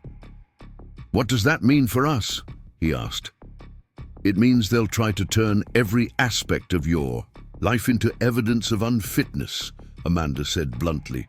"Your work schedule, your housing situation, your social life or lack thereof. They'll paint you as a struggling single father who's in over his head, and they'll present themselves as stable grandparents who can provide Emma with advantages you can't match. And will demonstrate that love, stability, and emotional security matter more than country club memberships and trust funds. We'll show the court who Emma really is and what environment allows her to thrive." Amanda's confidence was reassuring, but Marcus could see the challenges ahead. Character assassination was a standard tactic in custody battles, and he'd have to endure having his every decision scrutinized and criticized by people who'd never walked in his shoes. "There is one thing that concerns me," Amanda continued. "The Haven House project, while admirable, could be used against you. The Hartleys will argue that you're exposing Emma to unstable families, that your work requires too much travel, that you're prioritizing your career over her needs. So what do you recommend? We need to reframe the narrative. Instead of Haven House being evidence of poor judgment, we make it evidence of the values you're instilling in Emma. We show how her involvement has contributed to her development, how she's learning empathy and leadership and social responsibility.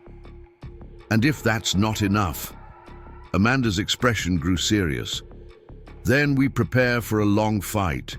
Custody battles can drag on for months or even years, and the Hartleys clearly have the resources to sustain a prolonged legal campaign. You need to be prepared for that possibility." The thought of months or years of uncertainty, of Emma growing up under the shadow of a custody battle, made Marcus feel physically ill. But the alternative, giving up without a fight, was unthinkable. "Whatever it takes," he said, "Emma belongs with me, and I'll do whatever is necessary to prove that." Amanda smiled for the first time since the meeting began. "That's exactly what I wanted to hear. Now let's talk strategy." The next few weeks fell into a strange rhythm of preparation and normalcy. Marcus continued his work on the Haven House projects, while Amanda's team gathered character witnesses, documented Emma's activities and achievements, and built a comprehensive case for maintaining the status quo. Emma, meanwhile, remained largely unaware of the legal machinery grinding away in the background.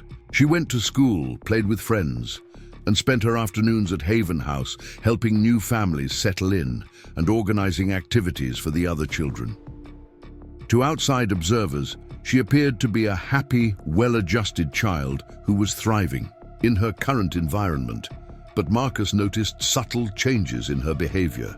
She clung to him more tightly at bedtime, asked more frequently about their plans for the weekend, and showed unusual anxiety when he had to travel for work. Children, he learned, were remarkably adept at sensing adult stress, even when adults thought they were hiding it successfully. The preliminary hearing was scheduled for a Thursday morning in early March. Marcus spent the night before reviewing his testimony with Amanda, going over potential questions and preparing for every possible line of attack. "Remember, Amanda," and coached him, "this isn't about proving you're a perfect parent. It's about proving you're the right parent for Emma. Answer the questions honestly, don't get defensive, and let your love for your daughter speak for itself." The courthouse was an imposing granite building that seemed designed to intimidate rather than welcome. Marcus arrived early, wearing his best suit and trying to project confidence he didn't feel. Amanda met him in the lobby along with Victoria, who'd taken the morning off to provide moral support. "Any last-minute advice?" Marcus asked, as they waited for the hearing to begin. "Trust the process," Amanda said.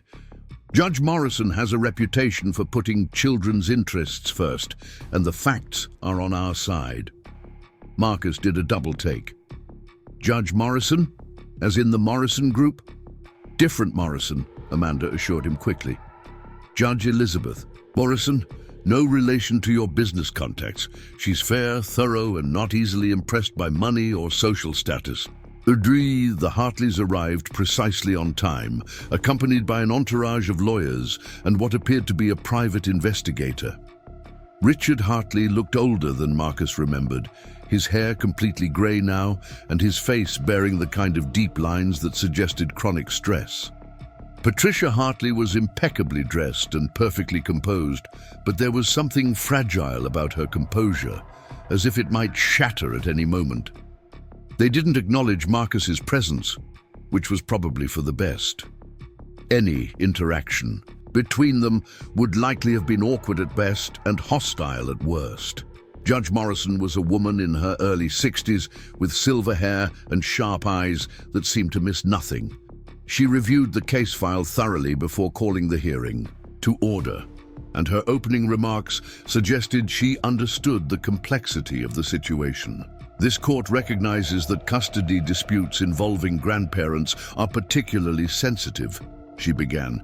"We're dealing with people who are united in their love for the child, but divided in their opinions about what's best for her. My responsibility is to determine what arrangement serves Emma Chen's best interests, taking into account her current situation, her emotional needs, and her long-term welfare."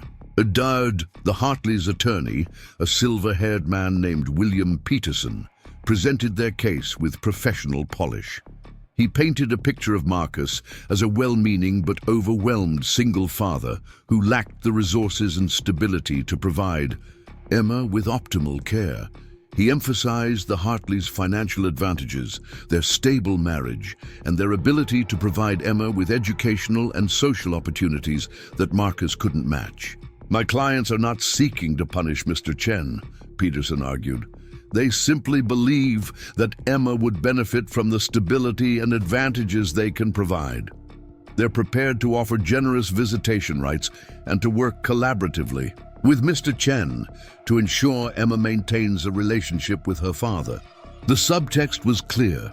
Marcus could remain part of Emma's life, but only in a diminished capacity, with the Hartleys making all major decisions about her upbringing. When it was Amanda's turn to present Marcus's case, she took a different approach. Entirely, Instead of matching the Hartleys' emphasis on material advantages, she focused on Emma's current well-being and the strength of her bond with Marcus. "Your Honor," Amanda began, "this case isn't about who can provide the most expensive education or the largest trust fund. It's about which environment allows Emma Chen to thrive as the remarkable child she's becoming. The evidence shows clearly in that Emma is flourishing in her father's care, developing into a confident, compassionate young person who's learning to make a positive difference in the world." Amanda presented testimony from Emma's teachers, who described her as a bright, well-adjusted student who showed exceptional empathy and leadership skills. She called Victoria Sterling as a character witness who spoke eloquently about Emma's role in the Haven House community and the positive impact she'd had on other children and families.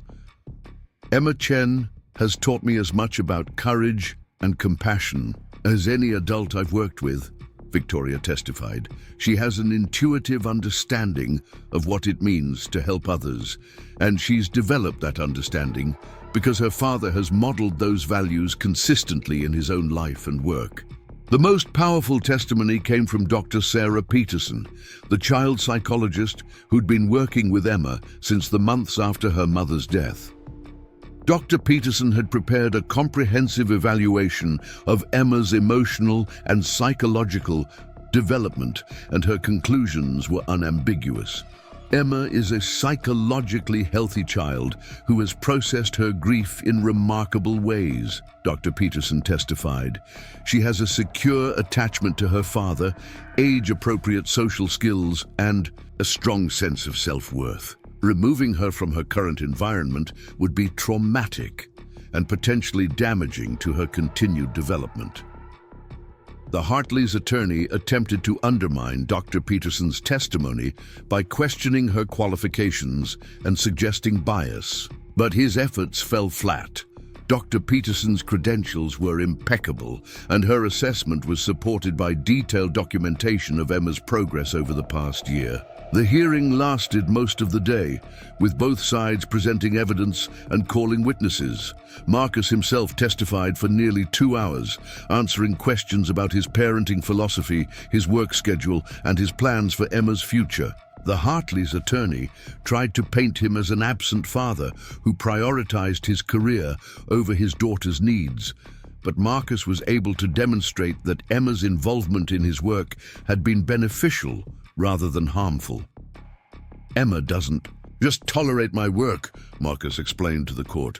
"She's an active participant in it. She's learned about architecture, about community building, about the importance of helping families find stability and hope. These aren't abstract concepts to her.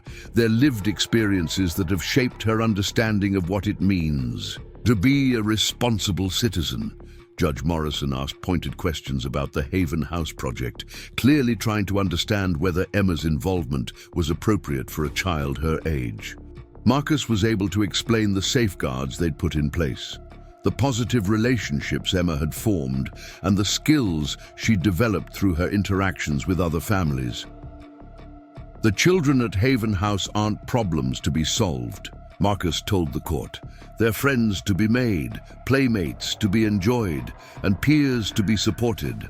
Emma doesn't see their housing situation as different from her own. She sees them as part of her extended community." When the hearing concluded, Judge Morrison announced that she would review all the evidence and testimony before rendering her decision. She expected to issue her ruling within 2 weeks, and until then, the current custody arrangement would remain in place. Marcus left the courthouse feeling emotionally drained, but cautiously optimistic. Amanda believed they'd presented a strong case, and the judge's questions had suggested she was taking all factors into consideration, rather than being swayed by the Hartleys' financial advantages. "How do you think it went?" Victoria asked as they walked to their cars. "I think we showed the court who Emma really is," Marcus replied. "Now we just have to trust that Judge Morrison will make the right decision." Emma was waiting for him, at Haven House when he arrived, helping Jennifer Walsh's daughter Sophia practice writing her letters on a small whiteboard. She looked up when Marcus entered the community room, her face breaking into a wide smile that reminded him of everything he was fighting for. "Daddy, look what Sophia can write," Emma called out, gesturing proudly at the wobbly letters on the board. "She knows her whole name now."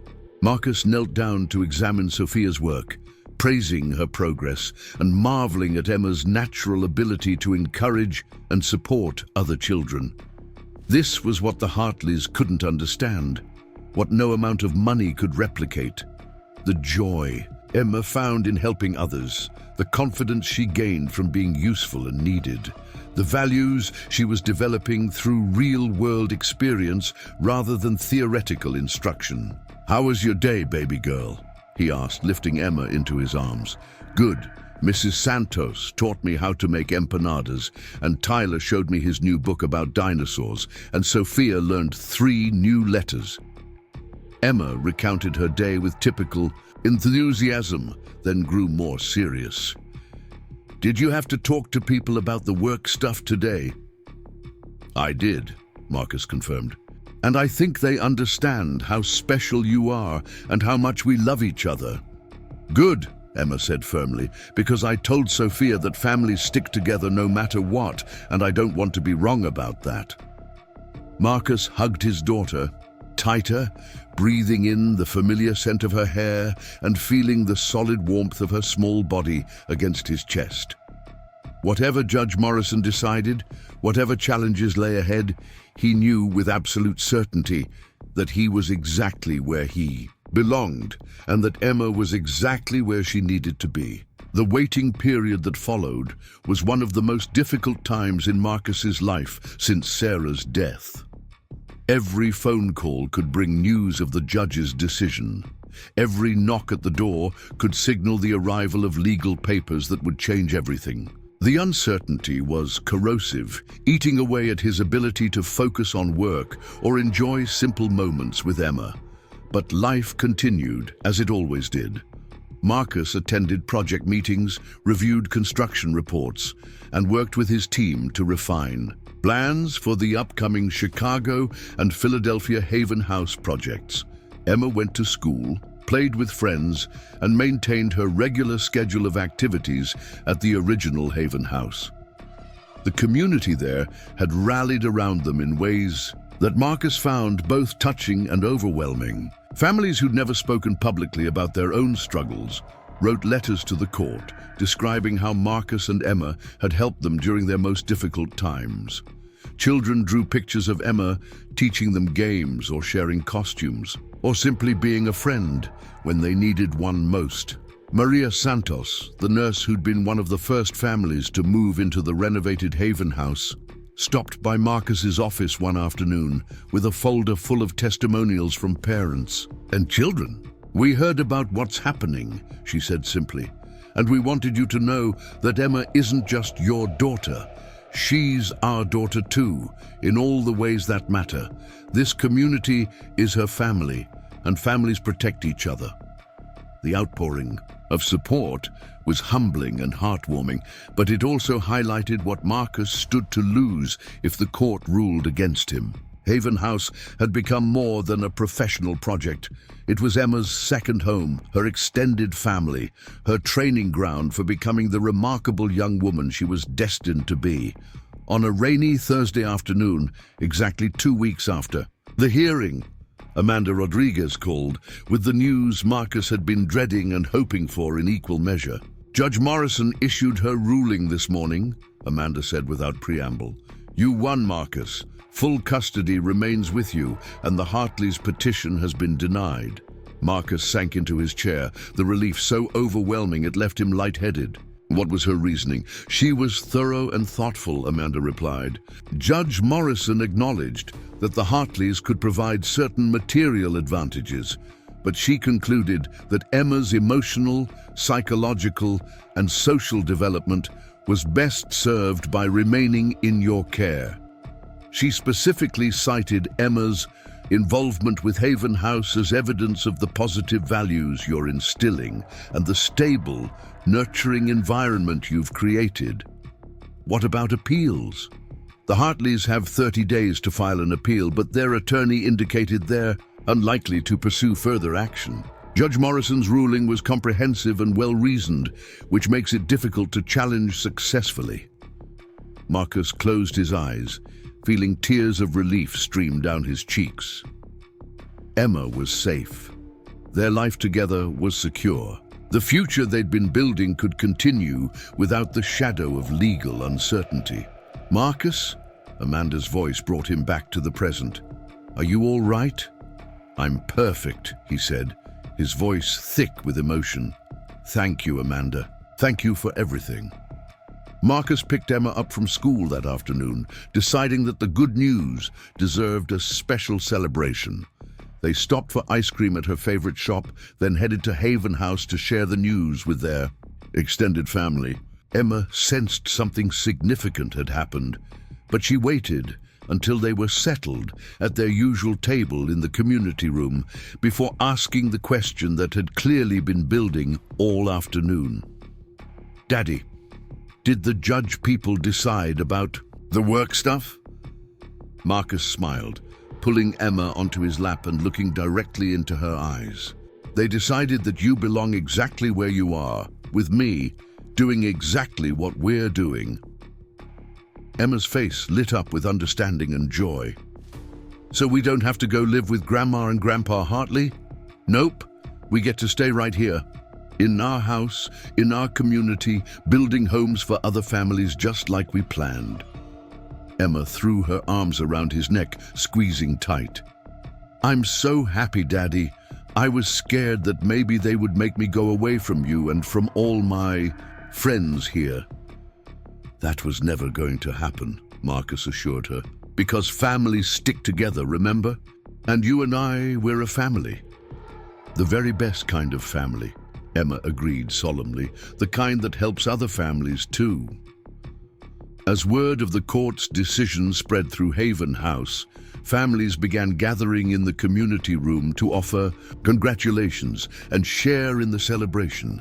It wasn't a formal party, just an organic coming together of people who'd become genuine friends and supporters over the past year. Tyler Mitchell, now 9 years old and thriving in his stable housing situation, presented Marcus with a hand-drawn certificate declaring him world's best dad and house builder. Jennifer Walsh, who'd recently started college, while her daughter, Sophia, attended the on-site childcare program, gave Emma a new set of art supplies for her ongoing costume and decoration projects. Victoria Sterling arrived as the impromptu celebration was reaching its peak, carrying a bottle of sparkling cider and wearing the kind of smile that transformed her entire face. "I hear congratulations are in order," she said, enveloping both, Marcus and Emma, in a warm hug. "We won," Emma announced, as if Victoria hadn't already heard the news. "The judge said I get to stay with Daddy and keep helping families find their homes." "That's wonderful news," Victoria said seriously, "because we have a lot more families to help, and we need our very best team member to make sure we do it." "Right." Marcus looked at Victoria with curiosity. "What do you mean?" "I mean, I got confirmation this morning that the Chicago project has been approved for full funding. We break ground in 6 weeks, and I'd like you and Emma to be there for the ceremony." Emma's eyes widened with excitement. "We get to go to Chicago and build another house for families. Not just one house," Victoria explained. "A whole community of houses with a playground and a community room and everything we learned from building this one." Marcus felt the familiar surge of excitement that came with new projects and fresh possibilities. The court battle was over, the uncertainty resolved, and the future stretched ahead of them, full of opportunities to expand their impact and help more families find stability and hope. "When do we start?" he asked, though he already knew the answer. "We already have," Victoria replied. "Today, with this victory, with this community, with the knowledge that we're building something that matters. Chicago is just the next chapter. As the evening wound down and families began heading back to their homes, Marcus found himself standing in the courtyard of the original Haven house, watching Emma play one last game with her friends before bedtime. The building around them hummed with the comfortable sounds of people living their lives, conversations drifting from open windows, children's laughter, the clatter of dishes being washed after dinner. This was what they'd built together, not just him and Emma, but all of them. A community where families could heal and grow and thrive, where children could learn that home wasn't just about the building you lived in, but about the people who surrounded you with love and support. Emma appeared at his side, slipping her small hand into his with the unconscious ease of someone who'd never doubted where she belonged. "Daddy, are you happy?" she asked, looking up at him with Sarah's eyes and her own unique wisdom. "I'm the happiest I've been since Mama went to heaven," Marcus said honestly, "and I think she'd be proud of what we've built here." "I think so too," Emma agreed, "and I think she'd be excited about Chicago." "Why is that?" Emma considered the question with typical seriousness. "Because Chicago has families that need homes, and we're really good at helping families find homes." Marcus laughed, lifting Emma into his arms for the short walk to their car. His daughter had once again reduced complex concepts to their essential truth. They were good at helping families find homes, and there were always more families who needed that help. As they drove through the familiar streets of Boston toward their own home, Marcus thought about the journey that had brought them to this moment. From the devastating loss of Sarah to the unexpected opportunity at Haven House, from the fear and uncertainty of the custody battle to the joy and security of its resolution, they'd traveled a long way together. "Daddy," Emma said sleepily from the back seat, "when we go to Chicago, can we bring some of our friends from here to help?" "What kind of friends?" "Like Tyler, because he knows what it's like to need a new home. And Sophia, because she's good at making people feel welcome. And maybe some of the grown-ups too, because they understand about starting over." Marcus smiled, once again amazed by his daughter's instinctive understanding of what made communities work. She wasn't just thinking about Chicago as a new project, she was thinking about it as an opportunity to share what they'd learned and to help others become teachers and mentors in their own right. "I think that's a wonderful idea," he said. "We'll talk to Victoria about bringing some of our Boston family to help with the Chicago family." "Good," Emma said with satisfaction, "because the best families are the ones that keep growing." As they pulled into their driveway, Marcus reflected on Emma's words. She was absolutely right. The best families were the ones that kept growing, that found room for new members, that shared their love and resources with others who needed them. They'd started as a family of 3, then became a family of 2, and now they were part of a family that included dozens of people across multiple cities, all connected by their shared commitment to helping others find stability and hope. Tomorrow would bring new challenges and opportunities. The Chicago project would require months of planning and construction. There would be other families to meet, other children to befriend, other communities to build. But tonight, Marcus was content to tuck Emma into her own bed, in their own house, in the community they'd helped create, knowing that they were exactly where they belonged and exactly who they were meant to be. The custody battle was over, but their real work was just beginning. And for the first time since Sarah's death, Marcus looked toward the future with excitement rather than anxiety, eager to see what miracles they could build together. Up next, you've got 2 more standout stories right on your screen. If this one hit the mark, you won't want to pass these up. Just click and check them out.